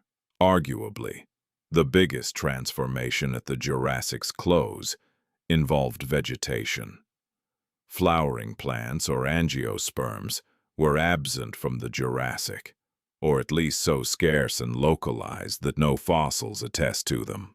Around 130 million years ago in the early Cretaceous, though, these plants surfaced and proliferated. They initially played small roles in ecosystems ruled by conifers and cycads, but over time they overtook as the primary flora in nearly all land settings. This surge in plant life reshaped entire habitats, offering fresh forage for plant eaters, reshaping woodland canopies and ground layers, and sparking mutual evolutions with bugs, birds, and early mammals that influenced the Mesozoic's remainder and stretched into the future. Transitions rippled through the oceans too, minus the sharp die-off seen at certain era edges. Certain ocean reptiles waned, especially some ichthyosaur branches, prevalent in the Jurassic, but sparser in the Cretaceous. Plesiosaurs and pliosaurs, meanwhile, pressed on robustly. During the Cretaceous, mosasaurs entered the scene, seagoing lizards that seized command as premier hunters in the era's waning oceans. Ammonites, the spiral cephalopods that bounced back post-Triassic-Jurassic event, kept flourishing and expanding, holding key roles in sea life right up to the Mesozoic's finale. Climatic shifts were underway as well, subtler than the wild fluctuations at the Triassic-Jurassic divide. The planet stayed balmy and mostly free of ice caps, but plate movements altered land configurations, while new sea basins influenced current flows and warmth spread. Such alterations gained speed in the Cretaceous, yielding sharper thermal contrasts and climatic zones than the Jurassic's. Bigger gaps between tropics and poles, despite both being far toastier than present-day norms. The passage from Jurassic to Cretaceous underscores a key truth about deep time's rhythm. We carve Earth's past into tidy intervals with labels and timelines, which aids in sorting knowledge and discussing ancient eras. The planet, however, ignores our labels. Evolution unfolds ceaselessly, varying by region and pace. Our borders are handy simplifications for grasping slow, immense shifts beyond direct grasp. In essence, the Jurassic's close marks just one beat in perpetual dynamics. Drifting continents prying apart, weather patterns adapting to reshaped maps, and species adjusting to altered surroundings and chances. Far from a fixed era snapping shut, the Jurassic formed a stage in our world's saga, defined by particular climates and prevailing life forms. As environmental factors shifted over time, the makeup of biological communities transformed in tandem. Eventually, the cumulative alterations were significant enough that scientists, peering back through the geological record, mark the close of one era and the dawn of another. For the creatures navigating this gradual shift, there was no cataclysmic event or awareness of a grand finale. A diplodocus from the late Jurassic had no inkling it inhabited the waning moments of an epoch. It simply existed, grazing on vegetation, evading threats and propagating its kind. Its offspring carried on those routines amid an evolving planet, even with the arrival of novel flora and rival species. Even as weather patterns altered and land masses drifted, existence pressed on, adjusted, and endured, just as it had for hundreds of millions of years prior, and would for countless more to come. The influence of the Jurassic era stretches well past its defined time frame. The dinosaurs that arose and proliferated then held sway over land-based habitats for an additional 80 million years across the full Cretaceous period, until the asteroid strike 66 million years ago concluded the Mesozoic era and paved the path for mammalian supremacy. Birds, which originated in the Jurassic, weathered that catastrophe and flourish even now, populating the atmosphere, woodlands, and seas with their vast array, serving as enduring evidence that the dinosaur branch of life never fully vanished. It merely evolved. The small, night-active mammals that skulked in the Jurassic's underbelly, steering clear of the ruling reptiles, claimed the planet post-impact. They advanced the traits, honed in the Mesozoic: warm-blooded metabolism, pelage, intricate dentition, nurturing behaviors, and expanded them, yielding the rich array of mammalian varieties that define the Cenozoic era, encompassing primates and ultimately humanity. The tactic of remaining diminutive and unobtrusive, honed over more than 160 million years coexisting with dinosaurs, ultimately triumphed. Although no Jurassic mammal could foresee that triumph, the ocean-dwelling reptiles that commanded Jurassic waters perished alongside non-avian dinosaurs at the Cretaceous's close. Their niches were later occupied by mammals such as whales, dolphins, and seals, which reinvaded aquatic realms and developed body forms remarkably akin to the ichthyosaurs and plesiosaurs of old. Such parallel evolution, where distinct evolutionary paths yield comparable anatomies under parallel environmental demands, reveals that effective strategies for specific survival hurdles arise recurrently through natural selection, provided sufficient time and circumstances. The Jurassic illustrated that life could attain dimensions beyond easy grasp.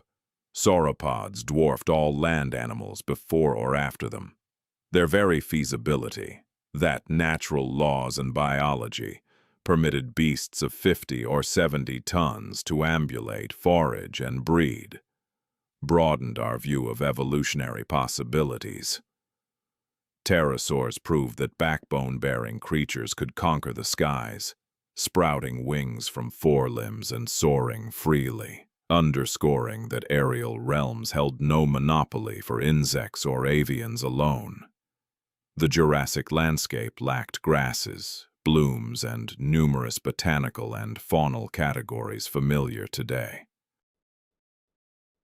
It featured conifers and cycads, reptiles occupying every niche from abyssal depths to lofty winds, giants lumbering onshore while sieving sustenance via toothless maws. Despite its alien quality, it operated seamlessly as an ecosystem, driven by the universal dynamics shaping contemporary ones: rivalry and symbiosis, hunting and grazing, procreation and mortality, adaptation to openings and limitations. Take comfort in the knowledge that your surroundings echo the Jurassic's heritage. The avians flitting past your glass are modern dinosaurs, kin to Archaeopteryx and its kin. The landmasses underfoot keep drifting, tracing trajectories initiated by Pangaea's Jurassic breakup. Museum relics and crag-embedded stones safeguard the contours of beasts from when Earth was nascent, when humankind was inconceivable. When destiny remained blank, and life's sole guarantee was its endurance, its metamorphosis, its resilience amid disasters, die-offs, and the inexorable churn of deep time. The particles composing you have passed through innumerable life forms since the Jurassic's curtain fell. Perhaps those very atoms once formed a diplodocus munching leaves in ancient Jurassic woodlands, or fueled an Allosaurus stalking across the Morrison floodplains, or sustained a tiny mammal tucked away in its underground den, biding time until darkness arrived. Matter never vanishes. Instead, it evolves, circulating endlessly across the living world, linking you directly to all the eras that preceded yours and weaving you into a narrative that kicked off billions of years in the past and stretches toward horizons beyond your lifetime. Rest easy, assured that existence endures without limits, that our planet has weathered disasters far more devastating than any harm we've caused so far. The dynamics observed in Jurassic habitats, the interplay of hunters and hunted, how organisms divided up available supplies, the strength derived from varied life forms, continue to function now, influencing the structure of living systems and remaining essential to grasping the reality around you. You descend from enduring bloodlines that endured the Triassic-Jurassic extinction, the shift marking the Jurassic's close, the massive asteroid strike that wiped out the Cretaceous, as well as glacial epochs, massive eruptions, and wild weather shifts that decimated countless species yet failed to erase life completely. Your very being embodies a continuous thread of endurance reaching backward via the Jurassic, the Triassic, the Permian extinction, which eradicated 90% of species, all the way to the earliest eukaryotes, the initial cells, the pioneering self-copying molecules that bridged mere chemistry into true life. Spanning 56 million years, the Jurassic era stretched out in such immense scale that all of humanity's progress could replay within it over 5,000 times. The span of every society, every dominion built and crumbled, every person who drew breath, all our collective past, accounts for barely a fraction of a percent of the Jurassic's full length. Despite this, we possess the means to learn its secrets, to piece together the creatures that thrived and their daily existences, to uncover fossils and decipher their tales, to comprehend vast time scales by blending scientific rigor with creative vision. The next day, you could explore galleries where that lost epic revives through posed bones and vivid artwork. There, an Allosaurus stands captured in a predatory lunge. You might position yourself next to a Diplodocus and sense your own insignificance. You could study Archaeopteryx feathers locked in rock or handle ammonite spirals that settled on ocean bottoms 150 million years back. History doesn't fully fade away. It lingers in stone layers embedded in genetic codes and apparent in today's biological networks, which mirror bonds forged in the days when dinosaurs roamed. Rest easy, wanderer across epochs. Rest easy, dweller on a world molded by the same powers that shifted landmasses in the Jurassic. Rest easy, heir to those furry ancestors who persisted through humility, endurance, and readiness to bide their time. Though the Jurassic has concluded, its reverberations persist. By delving into that remote realm, you gain insight into the profound structures uniting every form of life, every stretch of history, every shift our planet has weathered, and will keep weathering, long beyond your fleeting span under the stars. Good night.